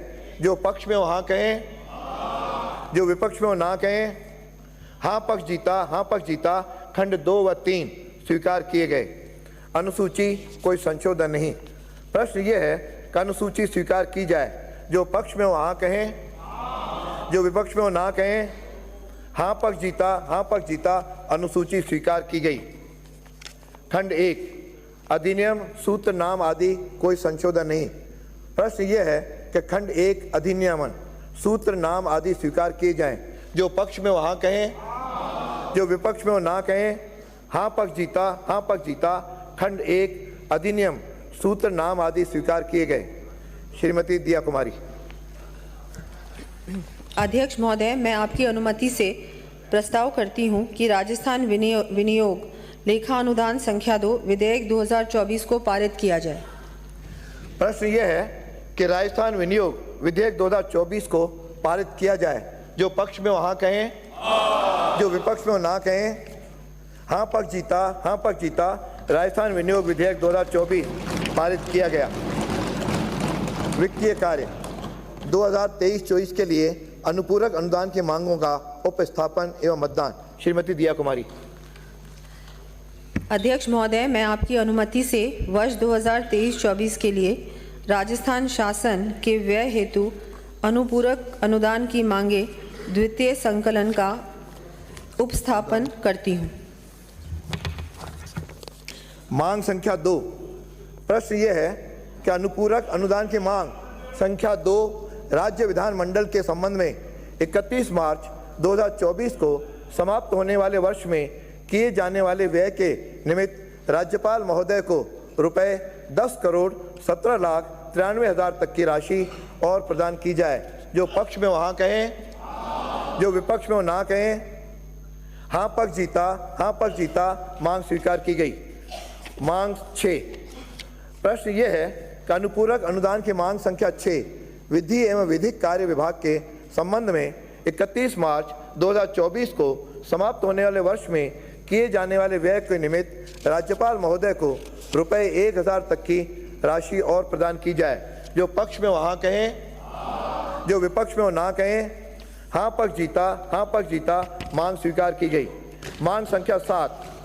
प्रश्न यह है कि अनुपूरक अनुदान की मांग संख्या 7 मंत्री परिषद के संबंध में 31 मार्च 2024 को समाप्त होने वाले वर्ष में किए जाने वाले व्यय के निमित्त राज्यपाल महोदय को रुपए 5,79,96,000 तक की राशि और प्रदान की जाए। जो पक्ष में हो हाँ कहें, जो विपक्ष में हो ना कहें। हाँ पक्ष जीता, हाँ पक्ष जीता। मांग स्वीकार की गई। मांग संख्या 9। प्रश्न यह है कि अनुपूरक अनुदान की मांग संख्या 9 निर्वाचन विभाग के संबंध में 31 मार्च 2024 को समाप्त होने वाले वर्ष में किए जाने वाले व्यय के निमित्त राज्यपाल महोदय को रुपए 21,25,06,000 तक की राशि और प्रदान की जाए। जो पक्ष में हो हाँ कहें, जो विपक्ष में हो ना कहें। हाँ पक्ष जीता, हाँ पक्ष जीता। मांग स्वीकार की गई। मांग संख्या 10। प्रश्न यह है कि अनुपूरक अनुदान की मांग संख्या 10 वाणिज्य कर विभाग के संबंध में 31 मार्च 2024 को समाप्त होने वाले वर्ष में किए जाने वाले व्यय के निमित्त राज्यपाल महोदय को रुपए 88,90,00,000 80,000 तक की राशि और प्रदान की जाए। जो पक्ष में हो हाँ कहें, जो विपक्ष में हो ना कहें। हाँ पक्ष जीता, हाँ पक्ष जीता, मांग स्वीकार की गई। मांग संख्या 11। प्रश्न ये है कि अनुपूरक अनुदान की मांग संख्या 11 पंजीयन एवं मुद्रांक विभाग के संबंध में 31 मार्च 2024 को समाप्त होने वाले वर्ष में किए जाने वाले व्यय के निमित्त राज्यपाल महोदय को रुपए 57,76,53,000 तक की राशि और प्रदान की जाए। जो पक्ष में हो हाँ कहें, जो विपक्ष में हो ना कहें। हाँ पक्ष जीता, हाँ पक्ष जीता, मांग स्वीकार की गई। मांग संख्या 12।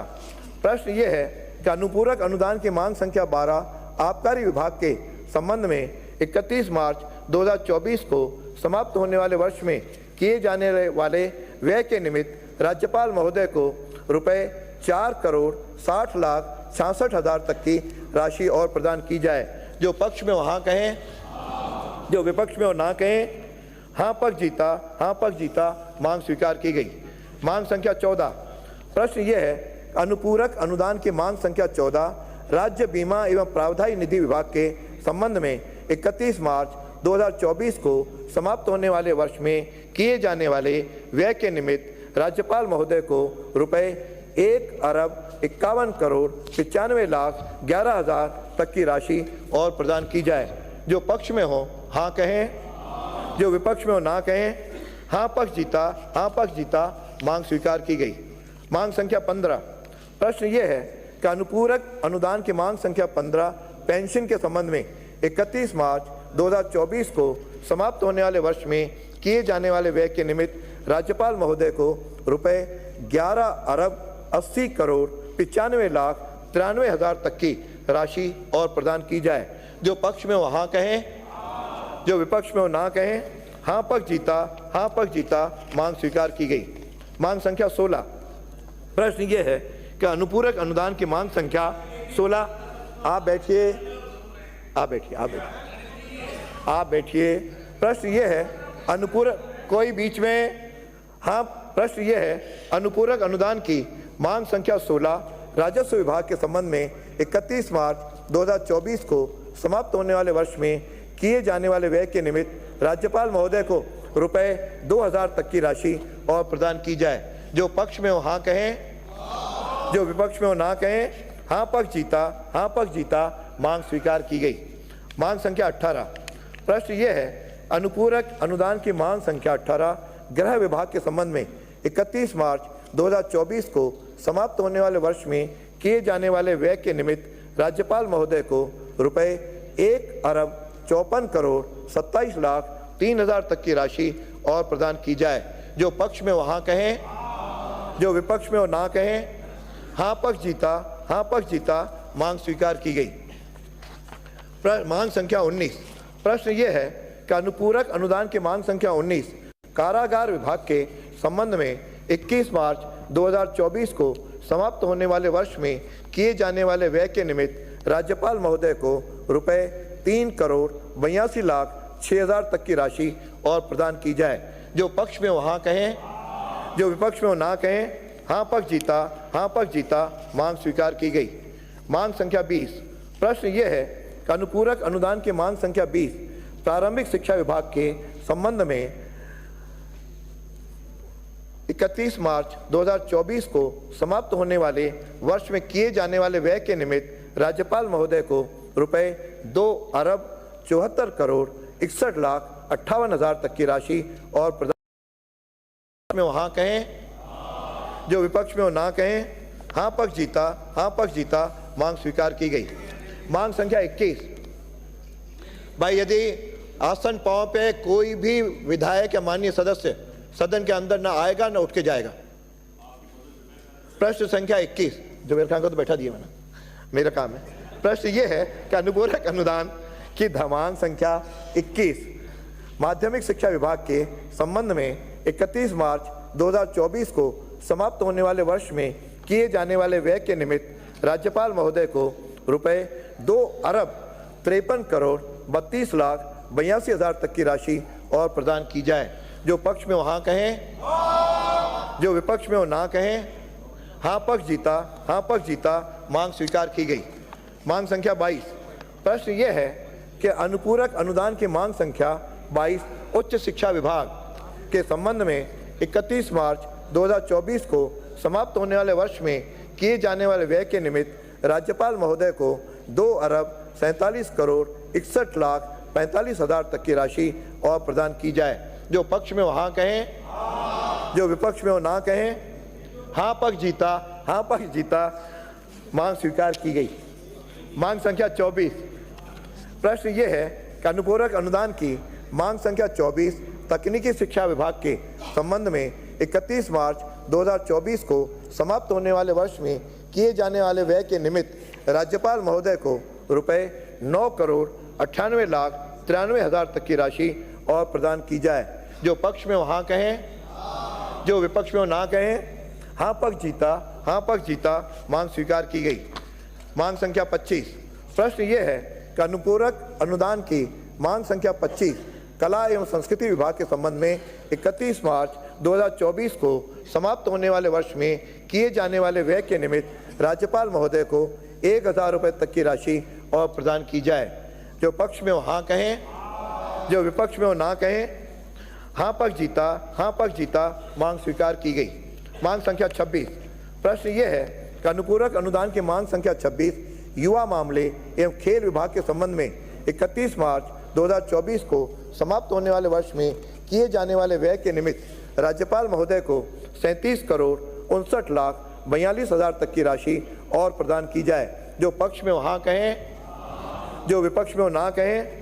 हाँ पक्ष जीता, हाँ पक्ष जीता। मांग स्वीकार की गई। मांग संख्या 27।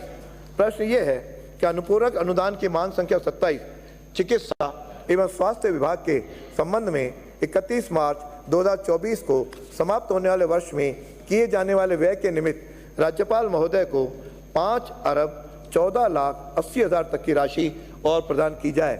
जो पक्ष में वो हाँ कहें, जो विपक्ष में वो ना कहें। हाँ पक्ष जीता, हाँ पक्ष जीता। मांग स्वीकार की गई। मांग संख्या 28। प्रश्न ये है कि अनुपूरक अनुदान की मांग संख्या 28 चिकित्सा शिक्षा विभाग के संबंध में 31 मार्च 2024 को समाप्त होने वाले वर्ष में किए जाने वाले व्यय के निमित्त राज्यपाल महोदय को रुपए 2,000 तक की राशि और प्रदान की जाए। जो पक्ष में वो हाँ कहें, जो विपक्ष में वो ना कहें। हाँ पक्ष जीता, हाँ पक्ष जीता। मांग स्वीकार की गई। प्रश्न ये है कि अनुपूरक अनुदान की मांग संख्या 30 जनजातीय क्षेत्रीय विकास के संबंध में 31 मार्च 2024 को समाप्त होने वाले वर्ष में किए जाने वाले व्यय के निमित्त राज्यपाल महोदय को 37,000 रुपये तक की राशि और प्रदान की जाए। जो पक्ष में वो हाँ कहें, जो विपक्ष में वो ना कहें। हाँ पक्ष जीता, हाँ पक्ष जीता। मांग स्वीकार की गई। मांग संख्या 31। प्रश्न ये है कि अनुपूरक अनुदान की मांग संख्या 31 सामाजिक न्याय एवं अधिकारिता विभाग के संबंध में 31 मार्च 2024 को समाप्त होने वाले वर्ष में किए जाने वाले व्यय के निमित्त राज्यपाल महोदय को रुपए 1,14,08,90,000 तक की राशि और प्रदान की जाए। जो पक्ष में वो हाँ कहें, जो विपक्ष में वो ना कहें। हाँ पक्ष जीता, हाँ पक्ष जीता। मांग स्वीकार की गई। मांग संख्या 32। प्रश्न ये है कि अनुपूरक अनुदान की मांग संख्या 32 महिला एवं बाल विकास विभाग के संबंध में 31 मार्च 2024 को समाप्त होने वाले वर्ष में किए जाने वाले व्यय के निमित्त राज्यपाल महोदय को रुपए 38,22,59,000 तक की राशि और प्रदान की जाए। जो पक्ष में वो हाँ कहें, जो विपक्ष में वो ना कहें। हाँ पक्ष जीता, हाँ पक्ष जीता। मांग स्वीकार की गई। मांग संख्या 33। प्रश्न ये है कि अनुपूरक अनुदान की मांग संख्या 33 सैनिक कल्याण विभाग के संबंध में 31 मार्च 2024 को समाप्त होने वाले वर्ष में किए जाने वाले व्यय के निमित्त राज्यपाल महोदय को रुपए 11,06,78,000 तक की राशि और प्रदान की जाए। जो पक्ष में वो हाँ कहें, जो विपक्ष में वो ना कहें। हाँ पक्ष जीता, हाँ पक्ष जीता। मांग स्वीकार की गई। मांग संख्या 34। प्रश्न ये है कि अनुपूरक अनुदान की मांग संख्या 34 श्रम व रोजगार विभाग के संबंध में 31 मार्च 2024 को समाप्त होने वाले वर्ष में किए जाने वाले व्यय के निमित्त राज्यपाल महोदय को रुपए 5,02,90,000 तक की राशि और प्रदान की जाए। जो पक्ष में वो हाँ कहें, जो विपक्ष में वो ना कहें। हाँ पक्ष जीता, हाँ पक्ष जीता, मांग स्वीकार की गई। मांग संख्या 36। प्रश्न यह है कि अनुपूरक अनुदान की मांग संख्या 36 आपदा प्रबंधन एवं सहायता विभाग के संबंध में 31 मार्च 2024 को समाप्त होने वाले वर्ष में किए जाने वाले व्यय के निमित्त राज्यपाल महोदय को रुपए 8 अरब 50 करोड़ 91,71,000 तक की राशि और प्रदान की जाए। जो पक्ष में हो हाँ कहें, जो विपक्ष में हो ना कहें। हाँ पक्ष जीता, हाँ पक्ष जीता, मांग स्वीकार की गई। मांग संख्या 37।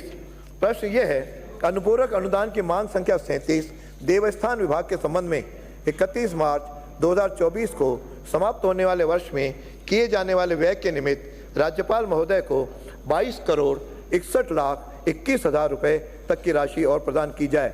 जो पक्ष में हो हाँ कहें, जो विपक्ष में हो ना कहें। हाँ पक्ष जीता, हाँ पक्ष जीता, मांग स्वीकार की गई। मांग संख्या 38।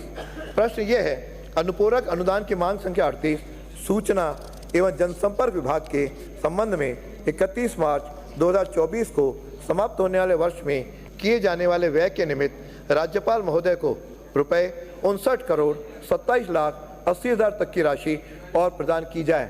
जो पक्ष में हो हाँ कहें, जो विपक्ष में हो ना कहें। हाँ पक्ष जीता, हाँ पक्ष जीता, मांग स्वीकार की गई। मांग संख्या 40। प्रश्न यह है कि अनुपूरक अनुदान की मांग संख्या 40 स्वायत्त शासन विभाग के संबंध में 31 मार्च 2024 को समाप्त होने वाले वर्ष में किए जाने वाले व्यय के निमित्त राज्यपाल महोदय को रुपए 6 अरब 21 करोड़ 95,56,000 तक की राशि और प्रदान की जाए। जो पक्ष में हो हाँ कहें, जो विपक्ष में हो ना कहें। हाँ पक्ष जीता, हाँ पक्ष जीता, मांग स्वीकार की गई। मैंने सुन लिया दोनों की आवाज में। मांग संख्या 41। थोड़ा जगह है, अच्छा है, थोड़ा जगो, दोनों पक्ष थोड़ा जगो। मांग संख्या 41। प्रश्न यह है अनुपूरक अनुदान की मांग संख्या 41 जन स्वास्थ्य अभियांत्रिकी विभाग के संबंध में 31 मार्च 2024 को समाप्त होने वाले वर्ष में किए जाने वाले व्यय के निमित्त राज्यपाल महोदय को 2 अरब 88 करोड़ 14,89,000 रुपए तक की राशि और प्रदान की जाए। जो पक्ष में हो हाँ कहें, जो विपक्ष में हो ना कहें। हाँ पक्ष जीता, हाँ पक्ष जीता, मांग स्वीकार की गई। प्रश्न मांग संख्या 42। प्रश्न ये है अनुपूरक अनुदान की मांग संख्या 42 जल संसाधन एवं इंदिरा गांधी नहर परियोजना विभाग के संबंध में 31 मार्च 2024 को समाप्त होने वाले वर्ष में किए जाने वाले व्यय के निमित्त राज्यपाल महोदय को रुपए 3,000 तक की राशि और प्रदान की जाए। जो पक्ष में हो हाँ कहें, जो विपक्ष में हो ना कहें। हाँ पक्ष जीता, हाँ पक्ष जीता, मांग स्वीकार की गई। मांग संख्या 43। प्रश्न ये है अनुपूरक अनुदान की मांग संख्या 43 सिंचित क्षेत्र विकास विभाग के संबंध में 31 मार्च 2024 को समाप्त होने वाले वर्ष में किए जाने वाले व्यय के निमित्त राज्यपाल महोदय को रुपए 40 करोड़ 5,19,000 तक की राशि और प्रदान की जाए। जो पक्ष में हो हाँ कहें, जो विपक्ष में हो ना कहें। हाँ पक्ष जीता, हाँ पक्ष जीता, मांग स्वीकार की गई। मांग संख्या 44। प्रश्न ये है अनुपूरक अनुदान की मांग संख्या 44 सार्वजनिक निर्माण विभाग के संबंध में 31 मार्च 2024 को समाप्त होने वाले वर्ष में किए जाने वाले व्यय के निमित्त राज्यपाल महोदय को रुपए 14 अरब 71 करोड़ 27,66,000 तक की राशि और प्रदान की जाए। जो पक्ष में हो हाँ कहें, जो विपक्ष में हो ना कहें। हाँ पक्ष जीता, हाँ पक्ष जीता, मांग स्वीकार की गई। मांग संख्या 46। प्रश्न ये है कि अनुपूरक अनुदान की मांग संख्या 46 कृषि विभाग के संबंध में 31 मार्च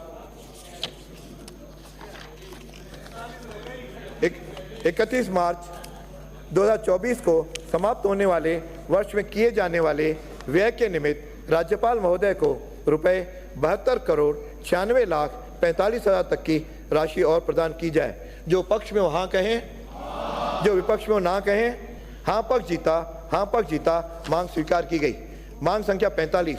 प्रश्न ये है कि अनुपूरक अनुदान की मांग संख्या 45 वन एवं पर्यावरण विभाग के संबंध में 31 मार्च 2024 को समाप्त होने वाले वर्ष में किए जाने वाले व्यय के निमित्त राज्यपाल महोदय को 1,15,14,25,000 तक की राशि और प्रदान की जाए। जो पक्ष में हो हाँ कहें, जो विपक्ष में हो ना कहें। हाँ पक्ष जीता, हाँ पक्ष जीता। मांग स्वीकार की गई। मांग संख्या 47। प्रश्न ये है कि अनुपूरक अनुदान की मांग संख्या 47 पशुपालन एवं मत्स्य विभाग के संबंध में 31 मार्च 2024 को समाप्त होने वाले वर्ष में किए जाने वाले व्यय के निमित्त राज्यपाल महोदय को रुपए 13,99,92,000 तक की राशि और प्रदान की जाए। जो पक्ष में हो हाँ कहें, जो विपक्ष में हो ना कहें। हाँ पक्ष जीता, हाँ पक्ष जीता। मांग स्वीकार की गई। मांग संख्या 48। ये मेरे ध्यान है। आप तो हाँ भर दो, माननीय सदस्य आप भी हाँ भर दो। अरे अच्छा है सबके लिए, आप सर्वसम्मति से। मांग संख्या 48। प्रश्न ये है, अनुपूरक अनुदान की मांग संख्या 48 उद्यानिकी विभाग के संबंध में 31 मार्च 2024 को समाप्त होने वाले वर्ष में किए जाने वाले व्यय के निमित्त राज्यपाल महोदय को 6,45,13,000 तक की राशि और प्रदान की जाए। जो पक्ष में हो हाँ कहें, जो विपक्ष में हो ना कहें। हाँ पक्ष जीता, हाँ पक्ष जीता। मांग स्वीकार की गई। मांग संख्या 49। प्रश्न ये है, अनुपूरक अनुदान की मांग संख्या 49 गोपालन विभाग के संबंध में 31 मार्च 2024 को समाप्त होने वाले वर्ष में किए जाने वाले व्यय के निमित्त राज्यपाल महोदय को रुपए 47,43,74,000 तक की राशि और प्रदान की जाए। जो पक्ष में हो हाँ कहें, जो विपक्ष में हो ना कहें। हाँ पक्ष जीता, हाँ पक्ष जीता। मांग स्वीकार की गई। मांग संख्या 51। प्रश्न ये है, अनुपूरक अनुदान की मांग संख्या 51 अनुसूचित जाति के कल्याण हेतु विशिष्ट संगठन योजना के संबंध में 31 मार्च 2024 को समाप्त होने वाले वर्ष में किए जाने वाले व्यय के निमित्त राज्यपाल महोदय को रुपए 29,000 तक की राशि। जो पक्ष में हो हाँ कहें, जो विपक्ष में हो ना कहें। हाँ पक्ष जीता, हाँ पक्ष जीता। मांग स्वीकार की गई। मांग संख्या 52। प्रश्न ये है, अनुपूरक अनुदान की मांग संख्या 52 पंचायती राज विभाग के संबंध में 31 मार्च 2024 को समाप्त होने वाले वर्ष में किए जाने वाले व्यय के निमित्त राज्यपाल महोदय को 3,92,72,000 तक की राशि और प्रदान की जाए। जो पक्ष में हो हाँ कहें, जो विपक्ष में हो ना कहें। हाँ पक्ष जीता, हाँ पक्ष जीता। मांग स्वीकार की गई। मांग संख्या 53।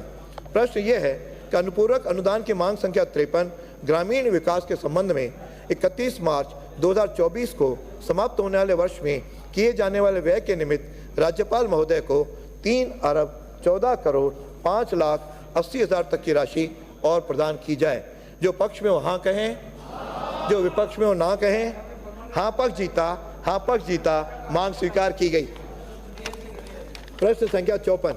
प्रश्न ये है, अनुपूरक अनुदान की मांग संख्या 54 ऊर्जा विभाग के संबंध में 31 मार्च 2024 को समाप्त होने वाले वर्ष में किए जाने वाले व्यय के निमित्त राज्यपाल महोदय को रुपए 33,40,13,49,000 तक की राशि और प्रदान की जाए। जो पक्ष में हो हाँ कहें, जो विपक्ष में हो ना, जो विपक्ष में हो ना कहें। हाँ पक्ष जीता, हाँ पक्ष जीता। मांग स्वीकार की गई। मांग संख्या 55।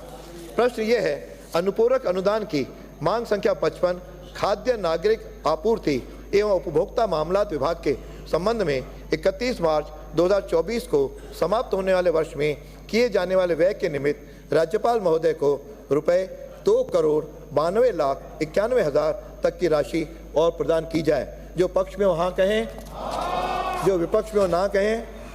हाँ पक्ष जीता, हाँ पक्ष जीता। मांग स्वीकार की गई। मांग संख्या 57। ये आपको प्रेरित कर रहे हैं कि आप भी हाँ भरो। मांग संख्या 57। प्रश्न ये है, अनुपूरक अनुदान की मांग संख्या 57 पेट्रोलियम विभाग के संबंध में 31 मार्च 2024 को समाप्त होने वाले वर्ष में किए जाने वाले व्यय के निमित्त राज्यपाल महोदय को 50,02,12,000 तक की राशि और प्रदान की जाए। जो पक्ष में हो, सचेतक महोदय ध्यान करिए। 50 करोड़ 2,12,000 तक की राशि और प्रदान की जाए। जो पक्ष में हो हाँ कहें, जो विपक्ष में हो ना कहें। हाँ पक्ष जीता, हाँ पक्ष जीता, मांग स्वीकार की गई। मांग संख्या 58। प्रश्न ये है, अनुपूरक अनुदान की मांग संख्या 58 खान विभाग के संबंध में 31 मार्च 2024 को समाप्त होने वाले वर्ष में किए जाने वाले व्यय के निमित्त राज्यपाल महोदय को रुपए 35 करोड़ 93,25,000 तक की राशि और प्रदान की जाए। जो पक्ष में हो हाँ कहें, जो विपक्ष में हो ना कहें। जो पक्ष में हो हाँ कहें, जो विपक्ष में हो ना कहें। हाँ पक्ष जीता, हाँ पक्ष जीता, मांग स्वीकार की गई। मांग संख्या 59। प्रश्न ये है, अनुपूरक अनुदान की मांग संख्या 59 पर्यटन विभाग के संबंध में 31 मार्च 2024 को समाप्त होने वाले वर्ष में किए जाने वाले व्यय के निमित्त राज्यपाल महोदय को रुपए 2,77,49,09,000 तक की राशि और प्रदान की जाए। जो पक्ष में हो हाँ कहें, जो विपक्ष में हो ना कहें। हाँ पक्ष जीता, हाँ पक्ष जीता, मांग स्वीकार की गई। मांग संख्या 61। प्रश्न यह है, अनुपूरक अनुदान की मांग संख्या 61 विज्ञान एवं तकनीकी विभाग के संबंध में 31 मार्च 2024 को समाप्त होने वाले वर्ष में किए जाने वाले व्यय के निमित्त राज्यपाल महोदय को रुपए 6,87,99,000 तक की राशि और प्रदान की जाए। जो पक्ष में हो हाँ कहें, जो विपक्ष में हो ना कहें। हाँ पक्ष जीता, हाँ पक्ष जीता, मांग स्वीकार की गई। मांग संख्या 62। प्रश्न ये है, अनुपूरक अनुदान की मांग संख्या 62 परिवहन विभाग के संबंध में 31 मार्च 2024 को समाप्त होने वाले वर्ष में किए जाने वाले व्यय के निमित्त राज्यपाल महोदय को 38 करोड़ 31,24,000 तक की राशि और प्रदान की जाए। जो पक्ष में हो हाँ कहें, जो विपक्ष में हो ना कहें। हाँ पक्ष जीता, हाँ पक्ष जीता, मांग स्वीकार की गई। प्रश्न मांग संख्या 63। प्रश्न ये है, अनुपूरक अनुदान की मांग संख्या 63 आयोजना एवं सांख्यिकी विभाग के संबंध में 31 मार्च 2024 को समाप्त होने वाले वर्ष में किए जाने वाले व्यय के निमित्त राज्यपाल महोदय को 8 करोड़ 69,95,000 तक की राशि और प्रदान की जाए। जो पक्ष में हो हाँ कहें, थोड़ा जोर से। जो पक्ष में हो हाँ कहें, जो विपक्ष में हो ना कहें। हाँ पक्ष जीता, हाँ पक्ष जीता, मांग स्वीकार की गई। मांग संख्या 64। प्रश्न ये है, अनुपूरक अनुदान की मांग संख्या 64 अन्य सामान्य सेवाओं के संबंध में 31 मार्च 2024 को समाप्त होने वाले वर्ष में किए जाने वाले व्यय के निमित्त राज्यपाल महोदय को 6 करोड़ 31,39,000 तक की राशि और प्रदान की जाए। जो पक्ष में हो हाँ कहें, जो विपक्ष में हो ना कहें। हाँ पक्ष जीता, हाँ पक्ष जीता, मांग स्वीकार की गई।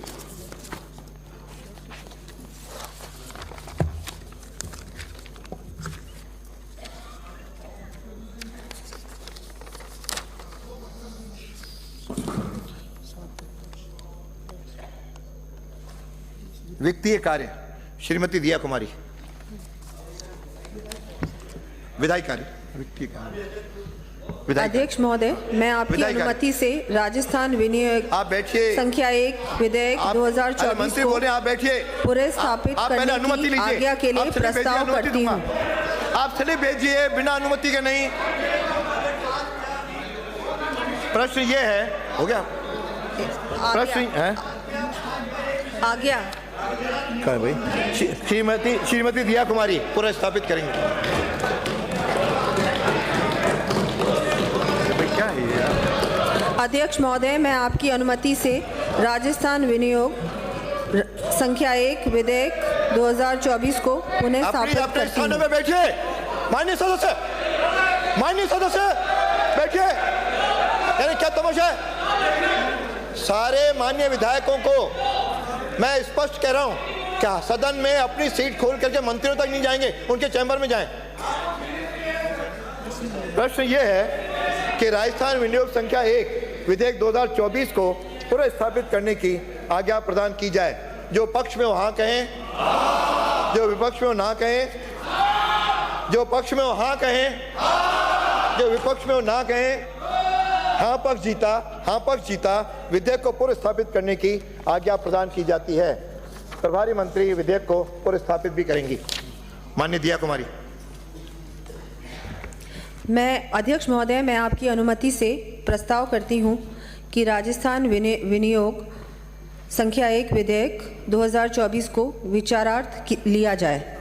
प्रश्न यह है कि राजस्थान विनियोग संख्या 1 विधेयक 2024 को विचारार्थ लिया जाए। जो पक्ष में हो हाँ कहें, जो विपक्ष में हो ना कहें। हाँ पक्ष जीता विधेयक को विचारार्थ लिया गया। खंडशः विचार। खंड 2 और 3 कोई संशोधन नहीं। प्रश्न यह है कि खंड 2 व 3 स्वीकार किए जाएं। जो पक्ष में हो हाँ कहें, जो विपक्ष में हो ना कहें। हाँ पक्ष जीता खंड 2 व 3 स्वीकार किए गए। अनुसूची कोई संशोधन नहीं। प्रश्न यह है अनुसूची स्वीकार की जाए। जो पक्ष में हो हाँ कहें, जो विपक्ष में हो ना कहें। जो हाँ पक्ष जीता अनुसूची स्वीकार की गई। खंड 1 अधिनियम सूत्र नाम आदि कोई संशोधन नहीं। प्रश्न यह है खंड 1 अधिनियम सूत्र नाम आदि स्वीकार किए जाएं। जो पक्ष में हो हाँ कहें, जो विपक्ष में हो ना कहें। हाँ पक्ष जीता अधिनियम सूत्र नाम आदि स्वीकार किए गए। श्री दिया कुमारी। पारित करने का प्रस्ताव रखिए। अध्यक्ष महोदय, मैं आपकी अनुमति से प्रस्ताव करती हूं कि राजस्थान विनियोग संख्या 1 विधेयक 2024 को पारित किया जाए। अरे भाई, माननीय सचेतक आप भाई, मैंने स्पष्ट कहा। प्रश्न शांत रहे, मुझे ध्यान आ गया। आपके यहाँ सब जगह समान है। प्रश्न ये है कि राजस्थान विनियोग संख्या 1 विधेयक 2024 को पारित किया जाए। जो पक्ष में हो हाँ कहें, जो विपक्ष में हो ना कहें। हाँ पक्ष जीता राजस्थान विनियोग विधेयक 2024 पारित किया गया। अब जनगण माननीय सदस्यों से जनगणमन होने से पहले एक जानकारी दे रहा हूं। जो माननीय सदस्य जिस कमेटी में रहना चाहता हो अपने चॉइस की 3 कमेटियों के नाम हमारे सचिव महोदय के यहाँ दे दें, ताकि उनकी योग्यता उनकी रुचि के अनुसार हम लोग तय कर सकें। राष्ट्रगान जनगणमन अभी अनुमति नहीं। राष्ट्रगान